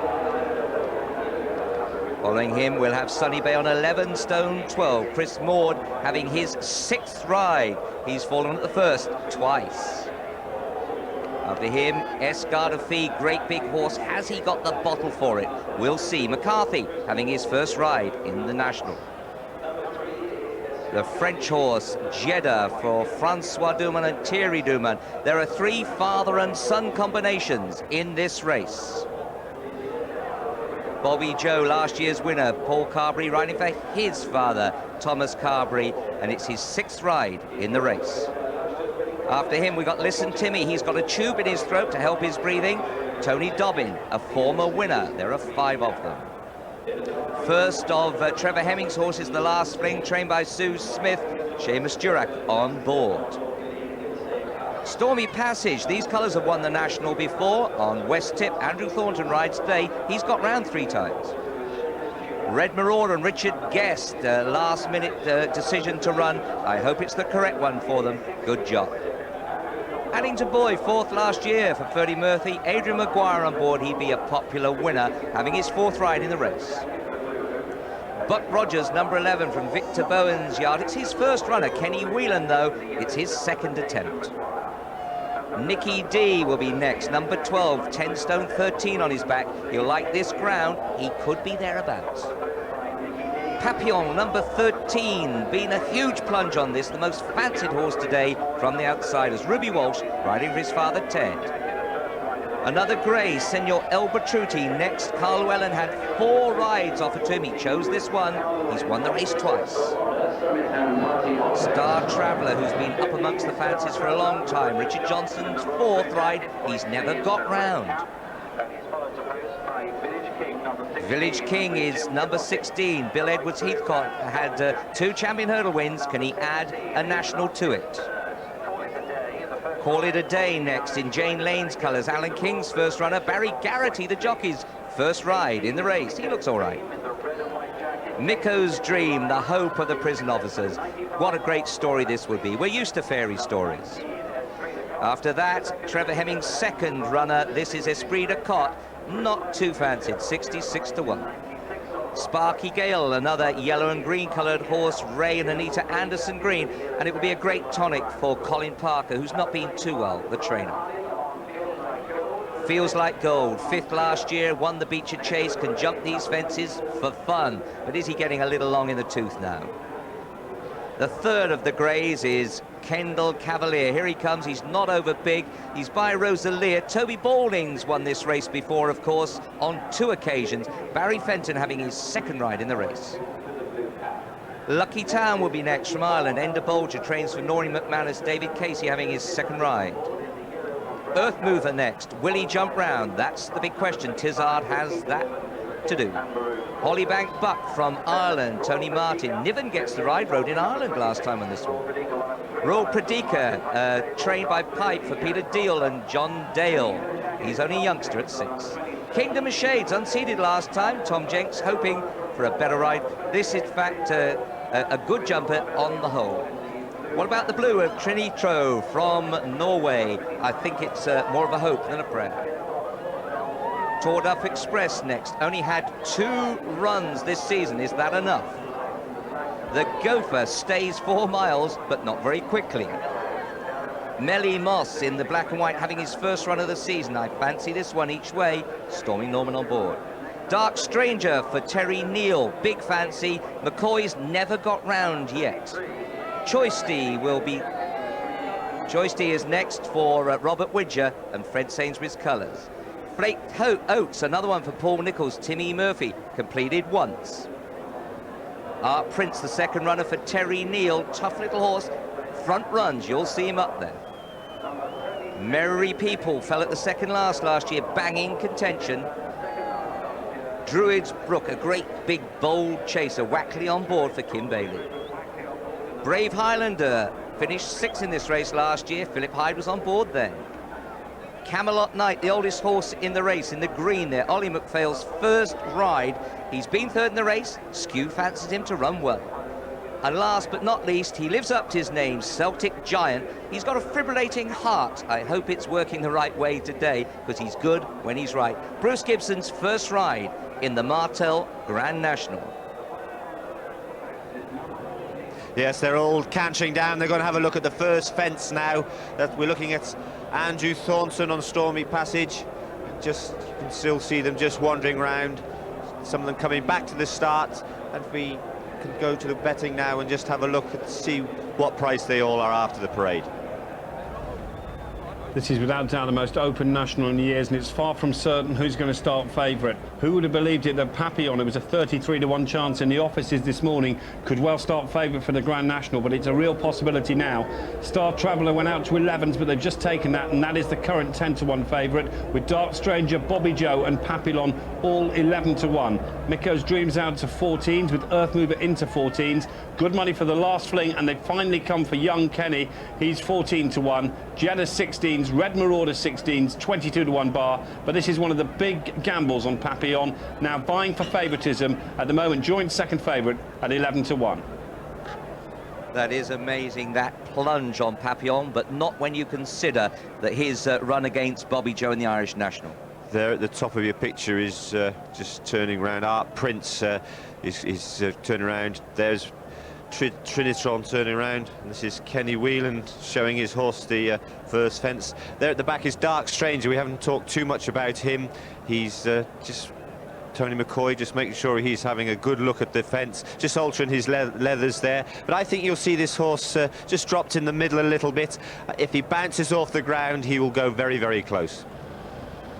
Choisty is on the left of those two as they come back towards us, trained by Ted Haynes for Fred Sainsbury. He's not got round twice before. A lovely moving horse. He's full of himself. You can see him pulling there. He's very well. Well, we have loads of punters here. They've all got their dosh on. They don't mind that it's drizzling. And look at the crowd behind in the grandstands here.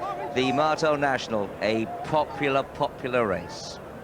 Yes. Well, down at the start, you can see, is that Escarta Figue jumping up and down? It is indeed. He's really obviously bouncy in himself. Paul Nicholls said to me earlier in the week he really felt he'd got this horse back to his best. There's the lovely Sunny Bay, the grey, just wandering around in the front with the blue.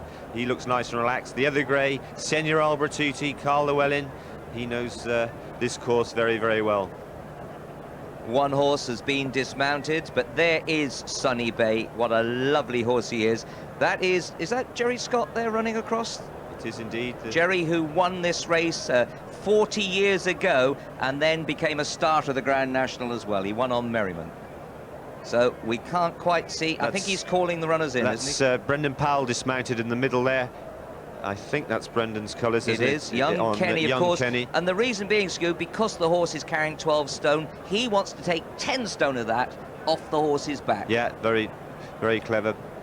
Well worked out, Richard. I was panicking there was something wrong, but they're all just now making a move towards the tape now. Well, thank you to Richard and Scoo. It's now time to hand over to our race commentators out on the course. John Hanna, Tony O'Hare, and first Jim McGrath of the Daily Telegraph. Thanks, Sue. Yes, the starters summoning them forward now for the start of the Martell Grand National 2000. A full field of 40, the capacity here over this 4.5-mile distance at Aintree. And the first time we've had the capacity since 1992. Those walking around, you can see Stormy Passage. Those colours have been carried to victory by West Tip in a national before. Also Lucky Town, a Red Marauder there, Richard Guest giving the OK for the horse to run. Mick Fitzgerald, who's won this race on Rough Quest. He rides Esprit de Cotte, one of two runners in the race for Trevor Hemmings, a red distinguishing cap on Esprit de Cotte. There's Sunny Bay, one of the old stalwarts of Aintree. He's no stranger to the place. He's put up some gallant performances here, just failing to pull off the big one. Hollybank Buck there as well. There's the starter. It'll be absolutely vital for these jockeys to get an early position. Jerry Scott, one of the starters, going over to check the girth there on Lucky Town, ridden by David Casey. Jeddah walking around as well.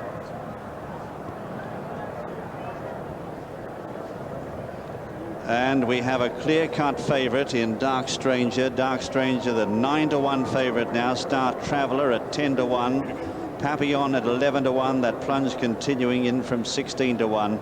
And Bobby Joe at 12-to-1. Bobby Joe, last year's winner, 14-to-1 bar. So Tony McCoy, who's attempting to get around here in the National for the first time, rides the favourite. The starters on his rostrum now. Simon Morant, the senior starter, and very soon he'll be summoning them forward. And a very murky scene here weather-wise. It's been quite overcast. And visibility has been poor at times, just starting to clear a little at certain parts of the track. Walking around there is Kingdom of Shades. Tom Jenks, there's Senor Albertrudi, Carl Llewellyn, who's the most successful Grand National rider in the field. Simon Morant, the starter. You'll be anxious to have them, the whole 40 of them, lining up. Roa Pradika there on the near side. Celtic Giant. There's Tony McCoy, who rides the favourite. And now they're being called in. That's it. They're being called in. They're lining up at the tapes. Flake Dotes are standing back behind the merry people looking for a posse as well. Listen Timmy is right up there. Red Marauder's going to start in behind them. Those out of line are Kingdom of Shades and Senor Albertrudi. They jump 30 fences. It's 4.5 miles the trip. That's it, they're under orders, and away they go in the 2000 Martell Grand National. Down to the inside, Micko's Dream first to begin from Bobby Joe, and up there is Papillon, followed then by Listen Timmy, and out wider on the track Esprit de Cotte is prominent from Trinette Ro. Next in the field is Tourduff Express and Call It a Day. They're followed next in the field by Mealy Moss as they run towards the first. Let's join John Hanma. Tourduff Express, one of the leaders, so too Trinette Ro, and also Esprit de Cotte, and Trinette Ro was the first to fall. Trinette Ro was Royal Pradika's another one who's gone, and also Senor Albertrudi is a faller. As they come now to the next, and Art Prince went as well at the first, but it's Esprit de Cotte and Bobby Joe. And Micko's Dream also fell, and we've lost one there, which looks like Dark Stranger. And Sparky Gale fell at the second, so plenty of grief already as we join Tony O'Hare with another faller, Choisty, and also Earth Mover. Tour of Express, one of the leaders with Esprit de Cut, also prominent. Star Traveller out in the centre of the track. Behind these is the Last Fling. Brave Highlander is in behind them as they all complete that fence safely. Celtic Giant brings up the rear. They're running down now towards Beecher's Brook for the first time. Esprit de Cut and Star Traveller. Bobby Joe on the inside ahead of Tour of Express. They're followed by the Last Fling. And they're followed over Beecher's by Brave Highlander and Nicky D. And then comes Papillon on the inside. And we've lost Red Marauder at Beecher's as they come to the Foynaven fence. Esprit de Cut and Star Traveller. Bobby Joe, last year's winner, on the inside, and makes a very bad mistake and almost unseated Paul Carberry. Recovers, stays fourth. Just being passed by Tour of Express. Then Brave Highlander. Papillon is just behind them with Addington Boy. And then comes Escartafique and the Last Fling in Lucky Town as they come up to the canal turn. And it's Star Traveller on the outside who leads over it from in second place on the inside. Esprit de Cut. A mistake by Nicky D and also by Addington Boy as they head up towards Valentine's Brook. Star Traveller and Esprit de Cut, Tour of Express, Papillon, Bobby Joe, Brave Highlander, Lucky Town, Addington Boy as we join John Hanmer. And coming to the 10th, Star Traveller leads from Esprit de Cut, Tour of Express, Papillon, then Bobby Joe recovered from that mistake, then comes Brave Highlander and Escartafique, then the Last Fling. And the faller there was Young Kenny. Young Kenny's gone at that one, tailed off his Celtic Giant as they go to the next open ditch, fence number 11. Star Traveller led over it and is clear now. They're all streaming over at the back. I didn't see a faller there. Camelot Knights right out at the back, but it's Star Traveller, the leader, from Esprit de Cut, Tour of Express, Papillon, Brave Highlander. Then comes Bobby Joe and Addington Boy. They're followed by Lucky Town. And it looks as if Stormy Passage hit that very hard, probably went as well, but he's just gone out of my view, and it's Star Traveller, the leader. Stormy Passage definitely a faller, but Star Traveller leads from Esprit de Cut, Tour of Express, Papillon, Bobby Joe and Addington Boy, and over to Jim McGrath. Well, it's Star Traveller who's jumping for fun out in front by 3 or 4 lengths to Tour of Express, and Esprit de Cut just behind them. Brave Highlander is there as well, and Papillon, who's running a great race as they swing now towards the 13th fence. Hollybank Buck is not that far away either. Further back in the field, then behind Hollybank Buck is Bobby Joe. They're followed by Escartafique and Mealy Moss as they head up now towards the 13th, and it's Star Traveller who leads them to it. Star Traveller on the inside with the red cap from Tour of Express. There are loose horses up front, and Tour of Express is a faller, and back in the field the Gopher has gone as well as they head up towards the 14th. Star Traveller the leader on the inside here from the Last Fling, the white face on the outside. Esprit de Cut behind them. Star Traveller a mistake but survived there, and Merry People's gone back in the field as they head up now towards the chair, and the leader is Star Traveller. From in second Esprit de Cut. They're followed by Papillon and Hollybank Buck, then Bobby Joe behind them, followed by the Last Fling, and then Brave Highlander in the centre as they head over the chair. Next in the field is Stormy Passage there in the centre. Lucky Town on the near side. Then Escartafique. Mealy Moss is further back from Call It a Day. Jenner is next in the field as they come now to the water. Further back in the field, just behind Call It a Day is Nicky D, followed then by Village King and Sunny Bay, then Kendall Cavalier from Feels Like Gold.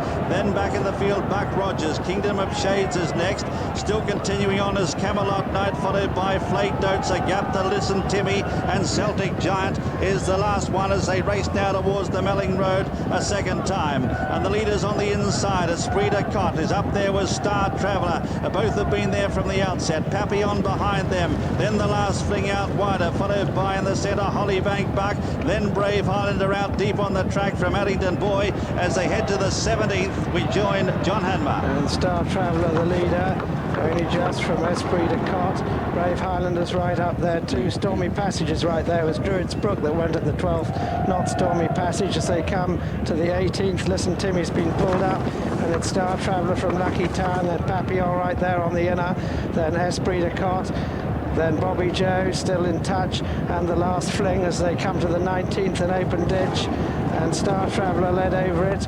Can't see a faller at that. As they go down to the 20th, Star Traveller shows in front of Hollybank Buck going second, then Papillon, Brave Highlander, then Lucky Town, and then Addington Boy and Nicky D, and then comes Esprit de Cotte, Melly Moss getting closer, Bobby Joe's lost ground, then Stormy Passage, and Flaked Oats as a faller, Village Kings a faller, and over to Tony O'Hare. Over the fence before Beechers, Hollybank Buck and Star Traveller up there, Papillon on the inside. Lucky Town is just behind them, and they're followed by Brave Highlander in the Last Fling, and then comes Addington Boy as they come towards Beechers for the second time. Star Traveller, Hollybank Buck, Lucky Town the outside, then Brave Highlander, Papillon the inner, then the Last Fling.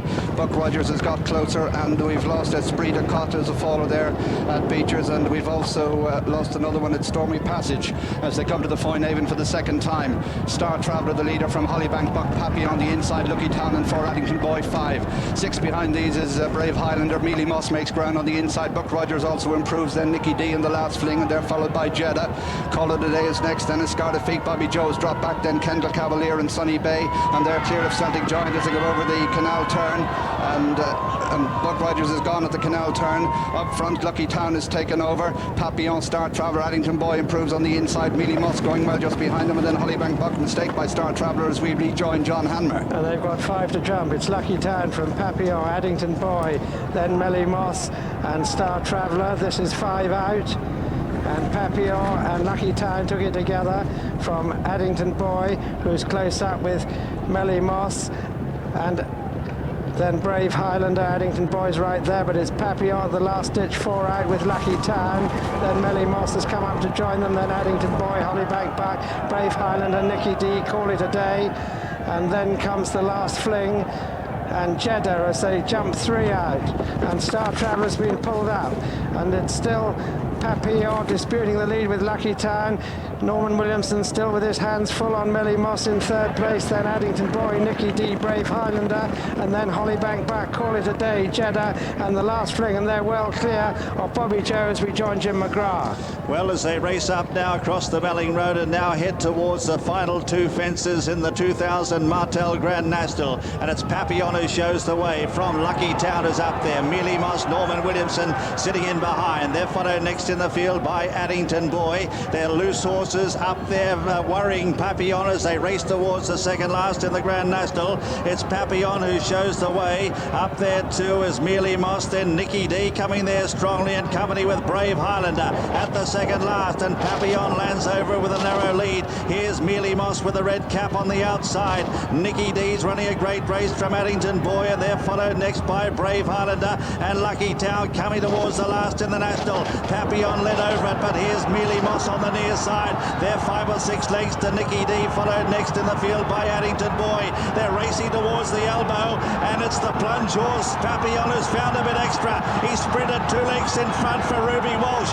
Battling on in second as Mealy Moss switched to the inside. They straighten up for home, 100 yards left to go. Papillon on the near side, Mealy Moss the far side, trying hard to wear him down. It's Papillon holding on with 50 yards left to go, and Papillon wins the Martell Grand National for Ruby Walsh and Ted Walsh. Second is Mealy Moss, third then Nicky D, fourth is Brave Highlander, fifth then Addington Boy, followed next in the field by Call It a Day, then the Last Fling, Lucky Town, Jeddah behind them. Next to finish is Hollybank Buck from Bobby Joe, then Kendall Cavalier from Sunny Bay, Camelot Knight, Feels Like Gold, then Kingdom of Shades, and Celtic Giant is the last to finish in the 2000 Martell Grand National. And look at the elation there for winning jockey Ruby Walsh, 20-year-old Ruby Walsh, having his first Grand National ride, and he's won it on a horse trained by his father Ted. A victory for Ireland, a famous victory for Ireland, and this was the horse who was just touched off by Bobby Joe in an Irish National, and they've won in consecutive years. Let's check the placings as we watch Papillon stride to victory in the Martell Grand National. Number 13, Papillon, owned by Mrs. J. Maxwell Moran, trained by Ted Walsh and ridden by Ruby Walsh as the winner. Second is number 31, Mealy Moss, owned by Darren Mercer, trained by Charlie Edgerton, ridden by Norman Williamson. What a fantastic effort that was at his first run for 346 days. And third, number 12, Nicky D. Nicky D, owned by George Dilger, trained by Peter Bowman and ridden by Robbie Supple. Fourth, number 38, Brave Highlander, owned by Nick Embericus, trained by Josh Gifford and ridden by Philip Hyde. That's the 1, 2, 3, 4 in the Martell Grand National of 2000. Ruby Walsh, one of the stars of Irish racing, and in successive years he and his great rival Paul Carberry have landed the greatest prize in steeplechasing, the Martell Grand National. Coming back now after that breathtaking win. He was always going well, Papillon. He was up there. He had him jumping with about 6 fences left to negotiate. He was right up there all the way. A fine performance. He has always been a good jumper, Papillon. He's a 9-year-old by La Fontaine, owned by Betty Moran, trained by Ted Walsh, who's famous not only as a trainer but as a journalist and broadcaster with RTE, and a man whose forthright views are often being quoted, but Papillon is his winner. What an amazing race here. Melly Moss is in the red cap. Papillon had been the gamble of the race for Ted Walsh and his son Ruby Walsh, and here it looks that it was going to be a convincing win, and then in this long run in, as we've seen so often before, the picture starts to change again. Yes, because old Papillon, Ruby Walsh said to Sue before racing that he's a bit of a character, and he thinks he's done enough there, doesn't he? But when Melly Moss comes to him again, Norman Williamson doing everything he can to urge Melly Moss in front, but old Papillon keeps going all the way to the front. What a tremendous result for the race. Ireland hadn't won the race for years and years, and now the last twice they've won it.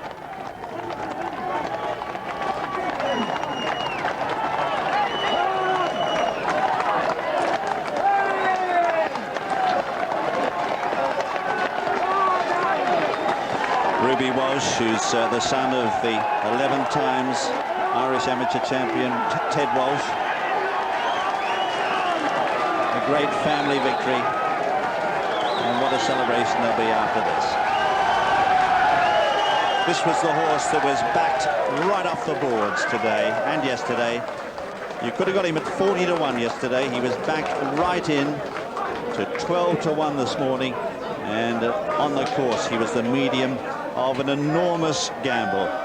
The gamble of the race, although it looks like Dark Stranger, or certainly just before the off, was the favourite.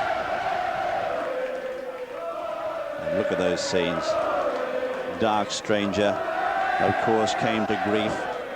Tony McCoy still yet to get around in a Grand National to complete the course, but here's a lucky man. His first ride at in the Grand National, and Ruby Walsh, 20 years of age, one of 3 20-year-olds who rode in the race, has got the money. Absolutely unbelievable scenes. Ted Walsh has had one previous runner in the race, and that was Roch de Prince, who finished 17th in 1992, but this is obviously the one that he'll remember. And Papillon, what a performance by him. He was second, just touched off in a photo finish to the Jamison Irish Grand National by Bobby Joe. There's the weighing room. Jockeys step on the scales. They have to, the weight that they have here has to match what they weighed out at. Well, Ruby Walsh was singing and getting the crowd going. What an amazing ride. Oh, unbelievable. He's some jumper from fence to fence. I went a bit long on him in the canal turn. The second time he landed very far out. But other than that, he was just unbelievable. The whole way cantered, jumped brilliant. Norman passed me the second last, and he just picked up and away he went. I couldn't believe it. And an amazing feeling, your first ever ride in the race. Unreal. He was brilliant now. But the horse is so good, he made it for me. Dad had him spot on, this is great. Go and find Dad again. Well done, you. Thank you.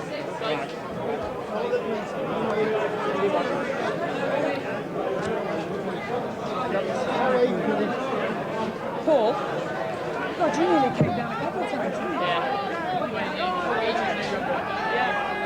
An amazing gamble in the Grand National. Number 13, Papillon, the 10-to-1 winner. This horse was 33-to-1 in the offices this morning. A really colossal result and big gamble for the punters here. Second, number 31, Melimos at 25-to-1.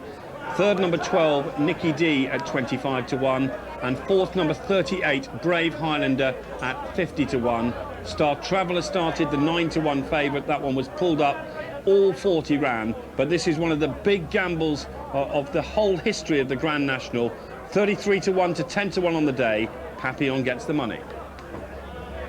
I've been joined now in the winners' enclosure by another father and son partnership that won. We've heard from Ruby, congratulations, but let's just hear from you, Ted. You just said that was great, isn't that an understatement? An understatement. It was a wonderful feeling. And with Ruby on board and Betty Moran on the horse, and we have him since he was a 5-year-old. He jumped super, he gave him a lovely ride, but the race is such a race that you have to have so much luck in it, and we had all the luck today. Everything went our way, and this man was, I'm proud of the horse, I'm proud of the whole family, and I'm proud of this man as well. I'm delighted. It's a great day to be alive. I've been a very lucky person in racing. I've had so many good days, and this is one of them great days again. When he talks about luck, what was it like out there? Any scary moments? Yeah, a few. The loose horses in front of us on the way to the chair. Didn't know where they were going to go. A loose horse appeared on my outside as we came to the straight. I think I ran him into the railing. And then I just didn't know. I thought when Norman went by me, he was going very easy. The white fella was doing nothing in front. And he just picked up and kept finding and finding. He was never going to get past me. It's unreal. It's a first ride, and what a great memory. It was unreal. It's been such a bad year for me. Broke my leg. I missed 8 months of the season. It's just great. That makes up for it. Well done, I'm delighted. Were you a nervous watcher? Oh, like a cat. I'm not a nervous person, but by Jesus, I couldn't hardly look at it. I couldn't talk to anybody doing anything. I was up in JP's box. Look, he's the only place I could see it. And I was like, I couldn't stay speechless, you know. I'm not short of words, but I was short of them up there. Oh. This is the winning owner. Mrs. Moran, congratulations. Thank you. I know it's your first national. It is the first national, and what a beautiful ride Ruby gave the horse. A great ride. A willing horse and a willing jockey. Now, I read somewhere that you didn't want to run it last year, and you had to be pushed into it a little bit this time. I thought it was kind of dangerous, and I didn't want to get anybody hurt, but it worked out. Absolutely fantastic. What were you feeling watching? I was very nervous. I was nervous for Ruby. I was nervous for the horse, but it worked out. It was great. So, Ruby, coming in here, what was it like as you passed that winning post, the feeling? I just couldn't believe it. Honestly, couldn't believe it. Ted came running across. You could see the tears in his eyes. I couldn't believe it. It was just brilliant. Now, you did an interview in here earlier in the day. Can you believe that you came back in here? And the celebrations were fantastic. Yeah, it's great.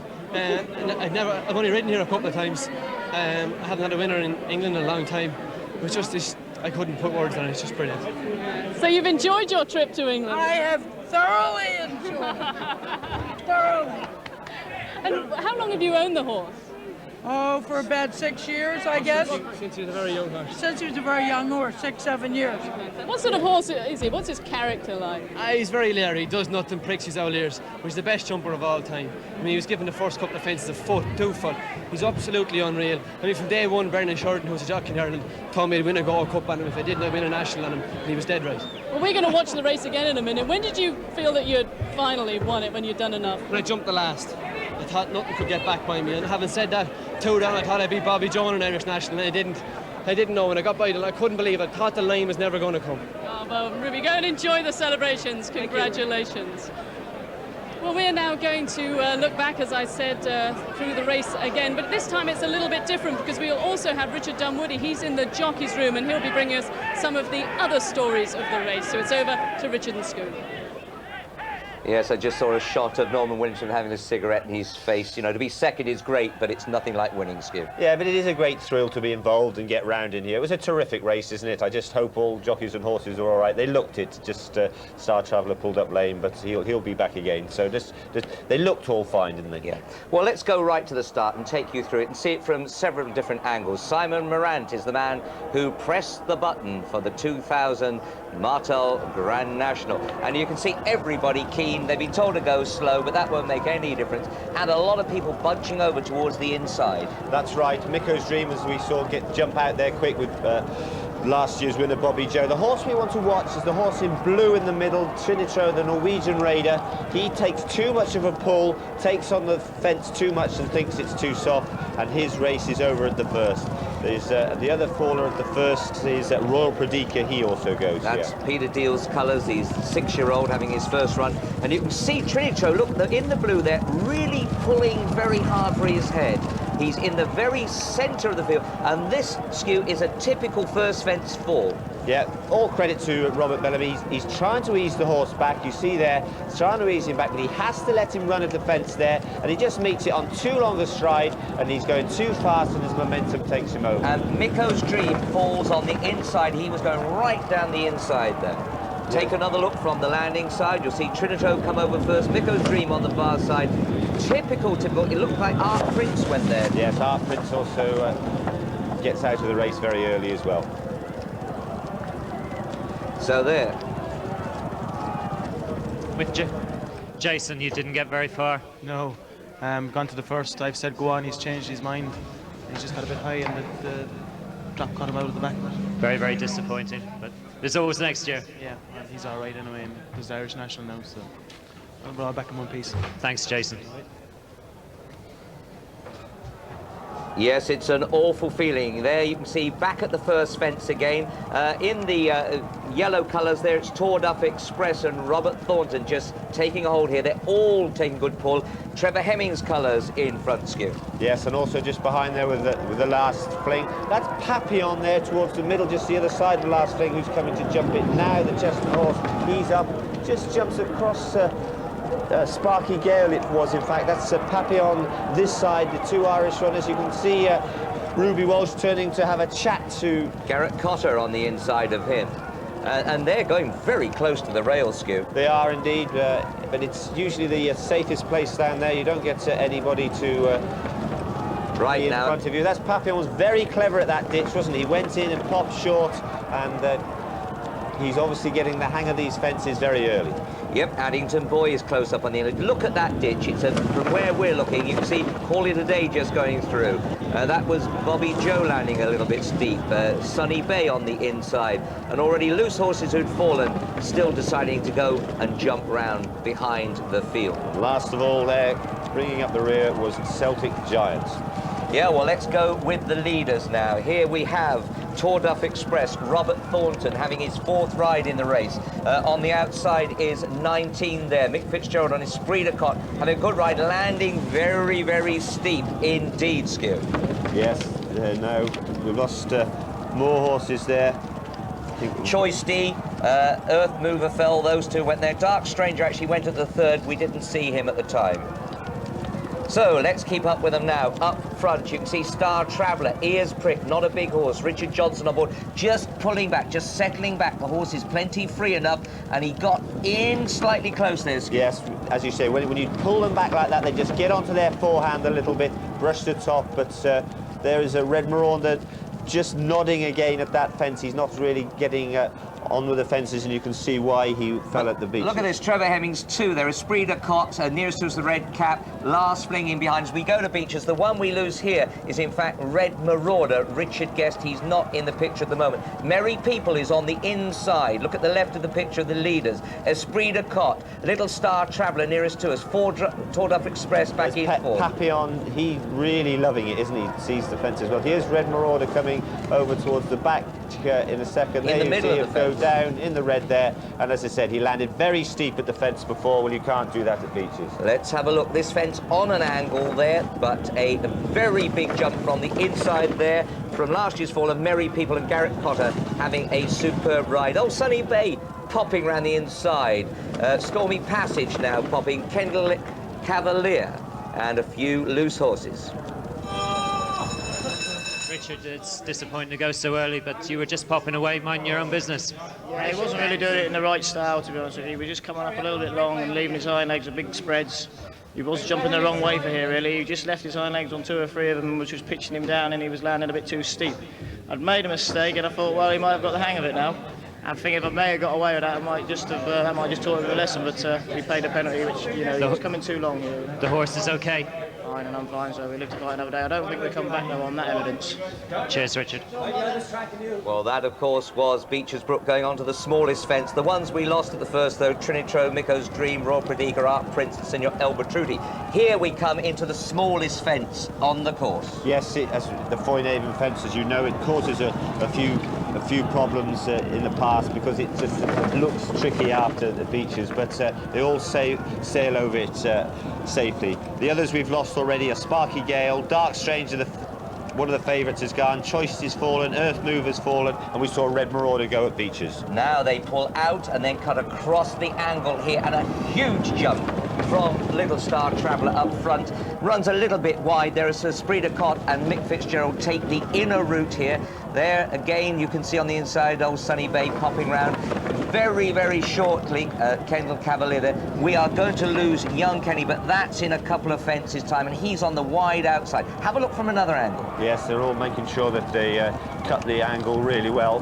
Brendan Powell coming over on young Kenny now, but Brendan took this route when he won the National, so he's going on a tried and tested path. And there is my old runner at Camelot Night coming over, and here is Celtic Giant, who always struggling, Skew. Safe but sure. Yeah, always struggling, poor old Celtic Giant. Back up front. Now this is where the boys start to take a pull. They've got a clear view. You see Robert Thornton there turn violently left to get away from the loose horse so it doesn't interfere with him here, but it really seems to be enjoying himself, the horse in front there. But later on it just all comes too much for him. There's Papillon on the inside, still cantering very well. Addington Boy, what another, he's gone down in national history, 2 fourths in this race. Now let's go with the leaders then, because here Little Star Traveller, who was to know at this stage that he wouldn't compete. He's not big, but he is jumping from fence to fence. Tour Duff Express reached for that, the green of the eventual winner. Just behind him, Brave Highlander, who has run so well in this race, yet again, 3rd year running. Talking about the inside, there's Melly Moss.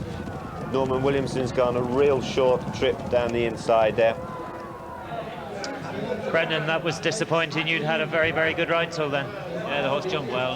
Showed me a lot more pace than I thought he would do. He's jumped every fence well. He stood off. He's got in tight. He's a little bit awkward at the canal turn. He's so big, just turned him there, but got into a nice rhythm and just got in close. Only caught a bit at the top and turned over. You were feeling yourself a bit coming in. You're okay. Just banged my ribs again, you know, which is a bit of a it's a pain. But no, there we are. We're okay. Yeah, it's just disappointing more than anything else. Make sure you are back. Yeah. Cheers, Richard. Yes, here is Star Traveller in front, going to this fence. He's loving it. Look at his ears, just the intelligence of the little horse, seeing the stride, picking them out for Richard Johnson. A great thrill for Richard Johnson to go around there. There's Tour Duff Express and Richard Chocolate Thornton. He's, as I said, he'd won a race round, won the Hunter Chase round these fences, so he knows these fences well. Here is the big ditch again. It is such a shame that this horse went lame in leading Star Traveller because he runs so well. Addington Boy, that's we're talking about him before we cut to the Richard. Sunny Bay, Norman Williamson have gone right down the inner. Melly Moss, who's really taken a good hold. Norman trying to settle him, just get him off the bridle, just him to relax a little bit. There's Trinette Ro still up there, who fell at the first. He's the loose horse. He's jumping better now, but you'll see this dear little horse, Star Traveller, in front, loving every minute of it. Look how clever he is, he gets to the fence. There's Papillon in the green on the inside, Addington Boy just behind him. There's Melly Moss, still trying to be settled now, there is Druid's Brook, and that one exiting, I'm afraid. Yeah. That's down as an unseated rider, I'm afraid. Afraid so, but it was an ejection, wasn't it? Now, Skew, they're coming up towards the Anchor Bridge crossing. Here, you're crossing the Melling Road for the 2nd time. You'll shortly turn left-handed towards the racecourse proper, and they know that in a couple of fences' time, it is the narrowest part of the course, and that's when loose horses can cause problems. Yeah, it's the loose horses that cause problems. By now, you've got your horse jumping. You'll have a look around, you see what's left of the field. The jockeys will be beginning to assess their position in the race and trying to decide their tactics from now on. But you can see Papillon in the green in the middle, still loving it with his ears pricked, running away. Escorte Prix in the second place there. Robert Thornton on Tordos Express. And Scoot, we are about to lose Robert Thornton and Torduff. They go here, and so does the Gopher, who's a little far back at the moment. But Robert Thornton's up front. Look at the sheepskin noseband. He's relaxed. The horse is running very well for him. There is Escardafi, the second colours of, or the other runner of Darren Mercer. There's Jeddah in the yellow, just as we thought. Thierry Dumas would creep round the outside, nice and settled, trying to creep into the race later. But there you can see the loose horses. They're the ones that are going to cause the hindrance in a minute. But Star Traveller cantering along in front there. There's Torodov Express, the yellow with the sheepskin noseband. This is the one we want to watch. Just a little bit of a drop to this fence. It catches them out, and the Gopher is further behind. But let's see what stride we see. Robert's gone in short, gone in and popped, and he just hasn't made enough effort, the little horse shortening there, and just turned over. And there you can see the Gopher going. I didn't study him going into the fence. I'm not quite sure where he turned Pretty over. much a similar fall to Torduff Express. Well, they've gone on. We get Merry People unseating Garrett Cotter at the next fence. Merry People, who just dropped out of contention a little bit, and not quite the force he was last year. There's Richard Johnson having to pull round the loose horse there, and it's made him make a mistake. When you're altering your horse going in, touching his mouth going into a fence, it affects their stride. There is Merry People unsuiting Jerry Cotter. It's a horrible feeling falling, but it's even worse unseating, isn't it? Absolutely. Just look at these horses now as they're grouping. There's quite a group of them. On the right of the picture, the little grey Kendall Cavalier, absolutely running his heart out. He's coming into contention. But there are at least 15 horses here, Skew, where the riders will be thinking, I'm okay. That's right, as you say. You'll be concentrating on this big ditch. Richard Johnson just looking for the big stride, and the little horse shortened up nicely for it. Last Fling, he jumps it really well just to the outside there. And now there's Camelot Night streaming over. Take a look from another view, the chair view here. And big jumps needed. Lucky Town getting into the picture on the outside. And he's was a big each-way fancy. Yes, and that's Tony Dobbin streaming over in last place now. Huge crowd here watching as they go to the water. It always jumps very well, this water here at Aintree, but it does signal the end of the first circuit. You've survived, you play jockeys from here on in. That's right, you've been assessing your position all the way from turning back onto the track. I don't think they're going a very sensible gallop now, haven't they? They got over that first circuit. You'll see even some of the sort of slower horses, the stayers, are coming right back onto the bridle now. And as you say, your hopes are beginning to get up as you turn down the back here. Look at Star Traveller, stand off at that, jumps it really, really well. And one we haven't mentioned that's got there in about fourth place is Hollyback Buck. Peter Niven riding for Tony Martin, Tony's first runner in the National, Niven's sixth ride. So the tail enders going in behind, but now great feeling here. Slightly eerie because you go into the second circuit, there are holes in some of the fences. You'll see jockeys standing by watching who'd fallen in the first circuit, but at least you know you're in with half a chance. That's right, right on the inside when we get a decent picture. There is Papillon. He's still running away under Ruby Walsh. He's having a, there he is, what he's 1, 2, just fourth on the inside there. And you can see from the position of Ruby's body, he's just trying to ease him back off the bridle. So you could say, come on, old man, we've got another circuit to go. You're really going well. Just relax. Come on, let's just keep going. But as I say, they're all streaming now towards this first fence. And Skew, a horse that we probably maligned a fair bit, Escardafi, is back in 2, 4, 5, 6, 7, 8th place towards the outside. Just surprised us. It does, as you said, very often this race really sort of inspires these horses to go and run well, because the other horse I was quite rude about was Mick Fitzgerald's mount, and Esprit de Corps. He's run a terrific race up there. Certainly has. Now, the difference here is that they're going a sensible pace. The fizz has gone out of a lot of them. Papillon hits the front for the first time here. Ruby hanging on to him. He doesn't want to go on yet, but he's just sitting there in the green colours, got a loose horse on his inside. Esprit de Corps in the red hat. Star Traveller here. Just see how they stand off this. That's right. Jump in unison. Brave Highlander gets hit in mid-air by Last Fling. And at the back there, you can just see at the corner of your picture, that is Listen to Me being pulled up. Just take a look from a fence view. We don't have a cameraman there, but a lot of horses really stand off. There's Village King going. He was never really at the races. No. Have a look from the landing side where we lost 5 horses. 5 horses fell on the first circuit. And here as they land, you can see they've all jumped it so much better because the speed has gone out of them. That's right. Now there's going on down to a plain fence, which is a pretty ordinary fence most of the time. There is Star Traveller still up. Brave Highlander, another horse that's go down as a national legend, run another great race around here. It's amazing how time and time again these horses come back and seem to run such great races around here. Look at the little loose horse on the inside there, ears pricked, loving several of them. Horses are herd animals, they enjoy jumping. They'd have stopped and gone to the stables if they didn't like it. So there it is. The other horse, keep just looking back, he's about 6th or 7th place. Addington Boy, Adrian Maguire. Has anybody ever ridden better over these fences around here? No. Never left the inside. What about Storming Norman? He's been creeping. There's the red hat, the black and white colours. Melly Moss hasn't run for a year. What a training performance by Charlie Edgerton. But Storming is creeping. There he is jumping, yeah, and as you can see, like we watched him yesterday, this horse is pulling and he keeps just trying to ease him back and then giving the horse a little bit of rein to sort of get him off the bridle, not pulling him about all the time. As we said yesterday, they get onto their forehand there. Here we're coming down again to another fence, and you see Star Traveller just leaning onto that one side of the bit. He has that tendency to do that. Again, he shortens up really well. Peter Niven on Hollybank Buck on the outside there. What a terrific ride he's had. What do we and we've just lose Village King and Flaked Oats. Both go here, both from the same stable. That's right. There's Kendall Cavalier just coming off the bridle now. There's J.P. McManus's horse in the middle, or Mrs.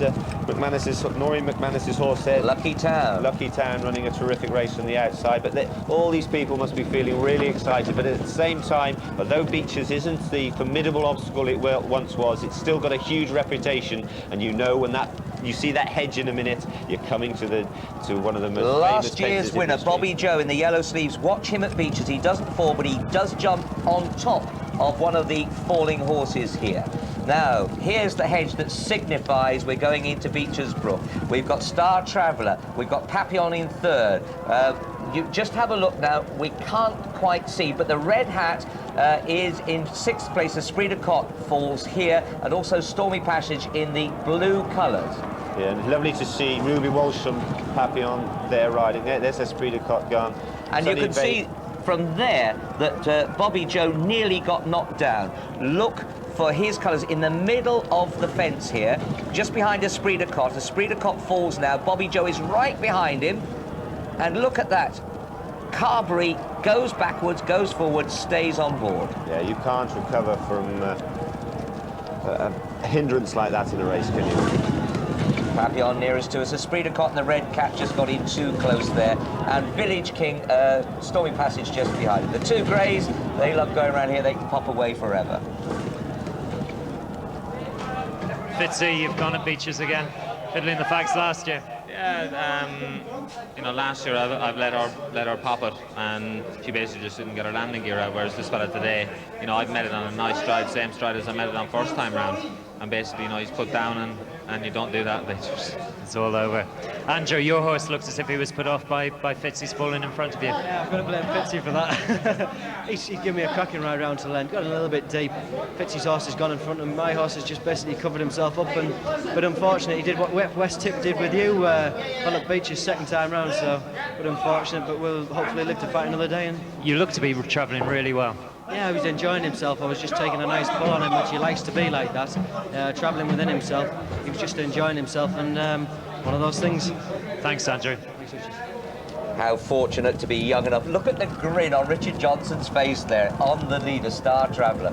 The grin or determination. There is Papillon still up, and look at his ears. I mean, I always say these horses, you can see the way they're thinking from their ears. Look, he's loving it. He said, look, I've mastered it. I love this. This is what I was born and bred for, and he's jumping from fence to fence. Absolutely adoring race. There's Hollybank Buck just beginning to come off the bridle now in the sheepskin noseband for Peter Niven, but what a terrific ride he's given him till this point. And I think we lose Buck Rogers at this fence skew, but he isn't in contention. Yeah, he was right out of the back was when he fell. The canal turn here. There's Buck Rogers. Well, he was... No, I was maligning somebody else and another horse. Escardafee gets in close and belts it, and there is Bobby Joe having been knocked back. But look at the leaders. Papillon on the inside, big jump. Star Travellers jump for fun. Yeah, there's Lucky Town. There's your Buck Rogers going. Last Fling just on the outside, and you see Escardafee just managing to avoid him there.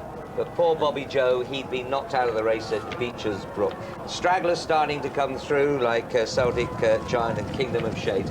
Go up front, you can see Ruby really pulling Papillon round. And at this stage now, as they look up with about 3/4 of a mile to go, you can see the stands for the second and last time. But whizzing through there is Norrie McManus's Lucky Town, a big each-way hope from Ireland, and at that stage you can see a terrible mistake by Star Traveller, and I wonder if that caused the injuries. Yeah, he may have knocked himself and just caused himself to be pulled up in a minute. But look at Papillon. I mean, there's a man and horse really enjoying himself, isn't it? It's just a wonderful sight to see, jumping from fence to fence. Look at it, just can't wait. And Ruby, what a great ride he's giving this horse. He's kicked him into everything that he's seen, and as I say, just superb. There's Addington Boy, Adrian McGuire still right down the inner, Bobby Joe, Sunny Bay, all great horses. And Escardafee just behind him. Going down. But up front now, Star Traveller is just in 5th place. Look towards the outside. You can see now that he's pulling up now. He felt the horse going lame, and very, very quickly is able to extricate him from the race. That's right. Good to see. Richard, you had a wonderful ride. 1 or 2 hiccups on the way around. The loose horse got in your way once or twice. Yeah, a couple of loose horses going to the second last and the first time round wouldn't much help, but the horse was very, very clever, very good. Gave me a fantastic ride for as long as he did. He just made a mistake there. You felt him go wrong and pulled him up. Yeah, he's had slight problems before with his legs, and I'd say he's probably jarred an old injury, and he made a bad mistake after the canal turn, and he just didn't feel right, so we pulled him up, and hopefully he'll be back in the future. Thank you, Richard. Well, he quickly reacted to that, but now where the action is up front, let's look. Papillon in the green, Lucky Town, Melly Moss in the red hat there, coming cruising, and he is certainly going well for Norman there. He hasn't committed him yet. No, coming up to them is Choisty, the loose horse, who's picked himself up, and Addington Boy over on the far side, running another super race. Yeah, Addington Boy was hindered there by the loose horse, wasn't it, Adrian? Again, what I said earlier, he had to touch the horse's mouth and running left-handed to get out of the way of the horse, the loose horse, and once you've done that, approaching a fence, you affect your stride and you've had it. Look how well that Ruby Walsh is going. He can't believe it. He's looking around. He's not pressing the button to go for home too soon. He still wants a little bit of company. Look at him. He doesn't even know the way. Do you see him pointing? Do we go left-handed here? He looked as if... It was nice of them to tell him, wasn't exactly. If it had been you, you'd have said... I said, no, you turn right here. But, Stu, for the first time, we're seeing Nicky D coming on the premises. Look back to the 4th horse there, the grey and red, Nicky D and Robbie Supple. Brave Highlander in his outside, the winning colours of Aldeniti. So, therefore, a load of them coming in contention. We've also got Call It a Day breathing down the next, Hollybank Buck. And they're here. Ruby Walsh must be thinking, can I be going this well? But Storming Norman's going equally. Then Storming Norman is having to save on Melly Moss because he knows that it's his first run, but he's having to just chase him there to get a challenge in. But he just knows that if he can't use the horse too much, although Charlie Edison does a fantastic job in getting him to run as well as this first time, he's bound to improve from it again. But the well, he is a horse that runs well fresh, Stu, you know. Just have a look. Boy there, Adrian, again, he's doing the same, just saving. Nobody's asked for a serious effort yet. Brave Highlander on the blue outside. Look at Nicky D, you can see Robbie just sitting and kicking for a stride, didn't come, but he just allowed him to run there. Great horsemanship. Then, did you see him go to the buckle end of the reins there? Gave the horse every chance to recover himself. Lucky Town has spent force now, but still in 6th place and has run a super race. Finishes 8th eventually. Just isn't quite lasting home. No. Now, for the first time now, we heard Ruby talking about it. He saw how well Melly Moss was going. Look at the stride. Even I saw that then there, Ruby. Superb. And even what he's gained, he's got from going half a length down into the fence, he's come out 3/4 of the length up and going away. It's superb to see. But the old horse, as he Ruby said he's a real character, and he thinks when he goes to the front, he'll go and run away for a bit. Then we're halfway up the running, he doesn't know where the winning post is, and he says to himself, well, surely I've done enough by now. But just gives a chance for Norman Williamson and Melly Moss to battle back.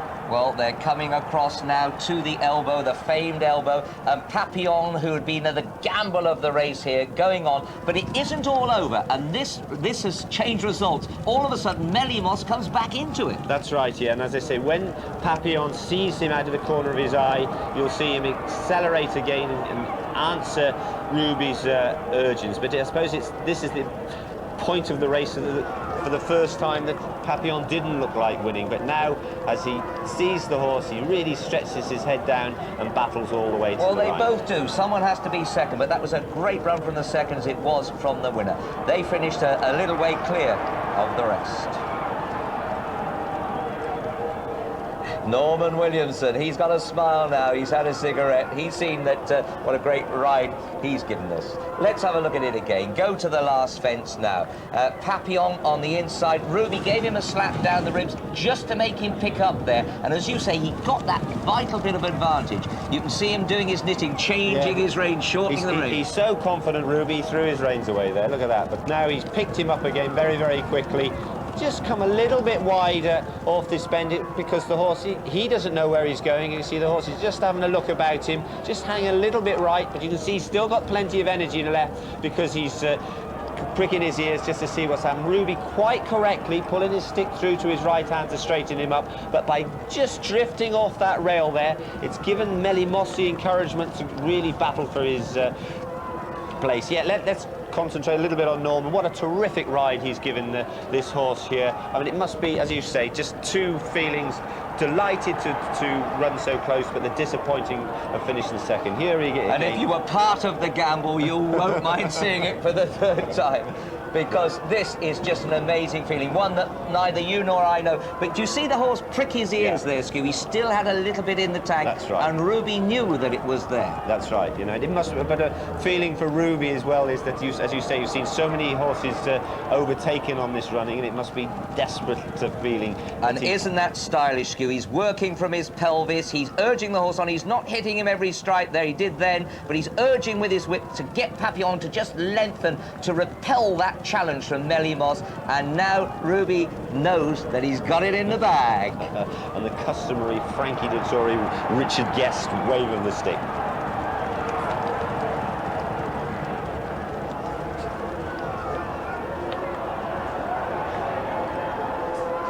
I'm here with Norman Williamson, who had such a terrific ride to finish second. Yes, Richard, it was brilliant. Hats off to Charlie Edgin. It was the best training performance probably of all time. You know, you're a little bit sick when you get beat, but I thought for a minute at the elbow I might get back and beat him, but I've ridden Papillon and there's no way he'll ever battle him.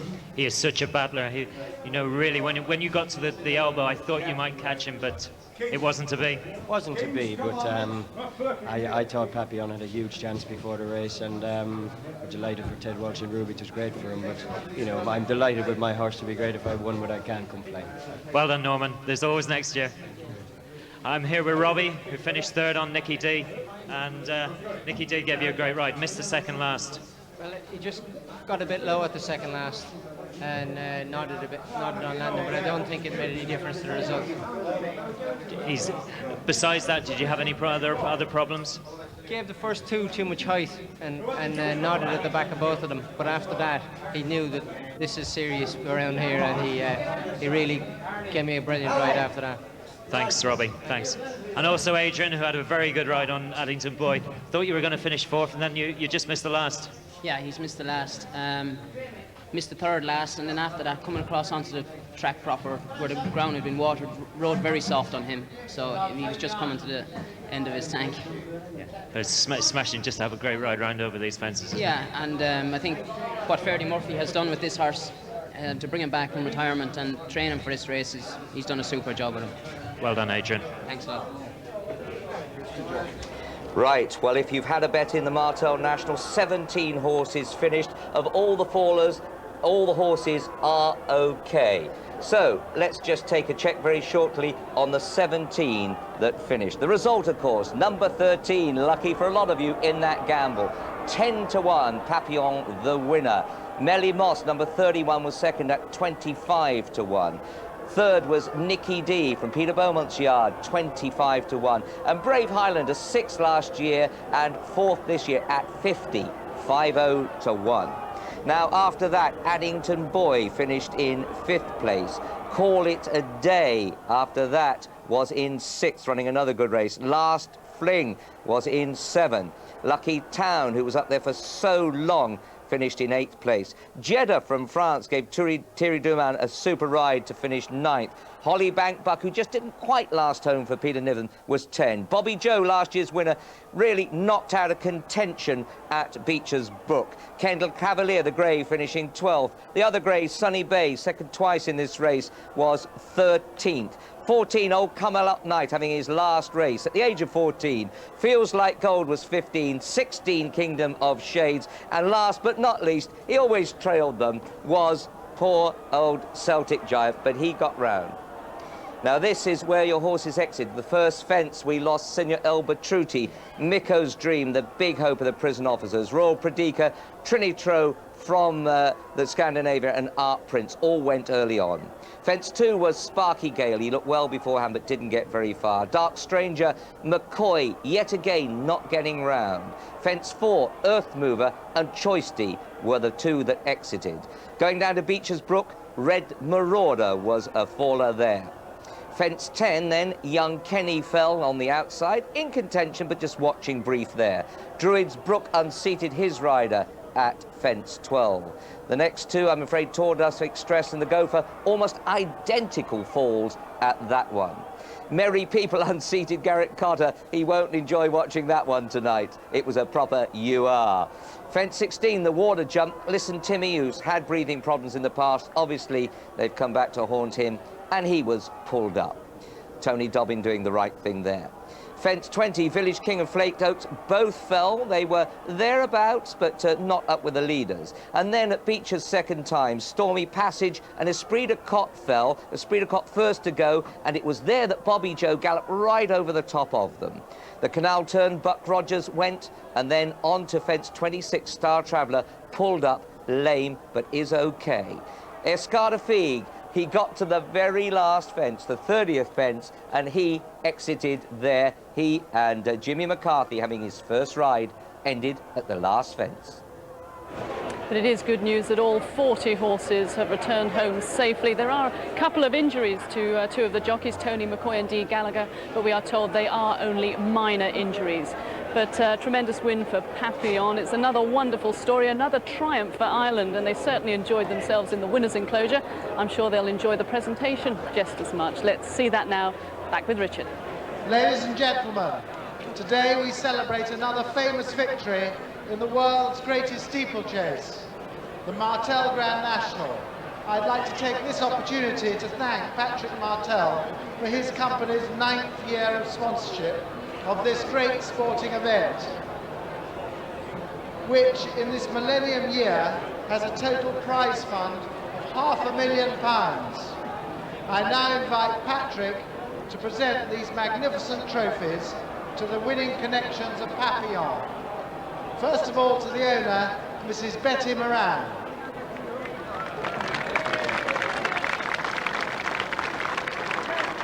Patrick Martell, president of Martell Cognac, and his wife Chantal in the white suit there, presenting this prize to Betty Moran, who comes from a great sporting family in America. Her daughter Anne rode many big steeplechase winners over there, but they will take this trophy back across the Atlantic with a lot of pride.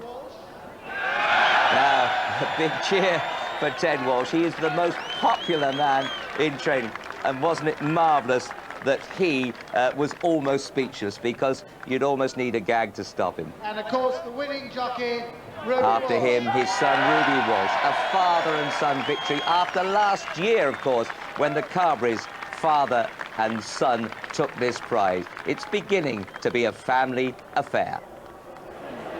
And I think, Claire, those smiles will continue for quite some time. It's a wonderful story. It is a fantastic story. Amazing. The first jockey we talked to this afternoon was Ruby Walsh. Paul Carberry was meant to be there. He didn't turn up. He was in the sweep ball. Ruby came in, so that was a tip in itself. Yeah. But a great story also for Ruby Walsh. He's had terrible injuries. He's broken his leg twice in the last year, has missed most of the season. Great for him. Ted Walsh, such a character, really popular in Ireland. And again, we've had the gamble of the day, which Bobby Joe was last year. I suppose maybe this race is becoming easier to predict. Well, Angus picked it up as well, didn't he? He noticed that everything was going on early on today. And last night in the preview programme as well. The horse I thought put up the most amazing performance in terms of us not really expecting him to run that well was Melly Moss. First time out this season, hasn't run for a whole year. Charlie Edgerton got it absolutely right. And I said, well, to him, well, maybe that's the way to prepare him. He said, yeah, because otherwise you just mess it up if you try and run them before. But it was a great race, and I am just so relieved and pleased that every single horse came home safe and sound. And hopefully a lot of them will be here to run again next year. Yeah, it's a absolutely. good ending. Yeah, thanks for the moment, Claire. Well, we'll have more reaction here from Aintree a little later on, but now it's time for final score, so let's go back to London and join Race Stubbs.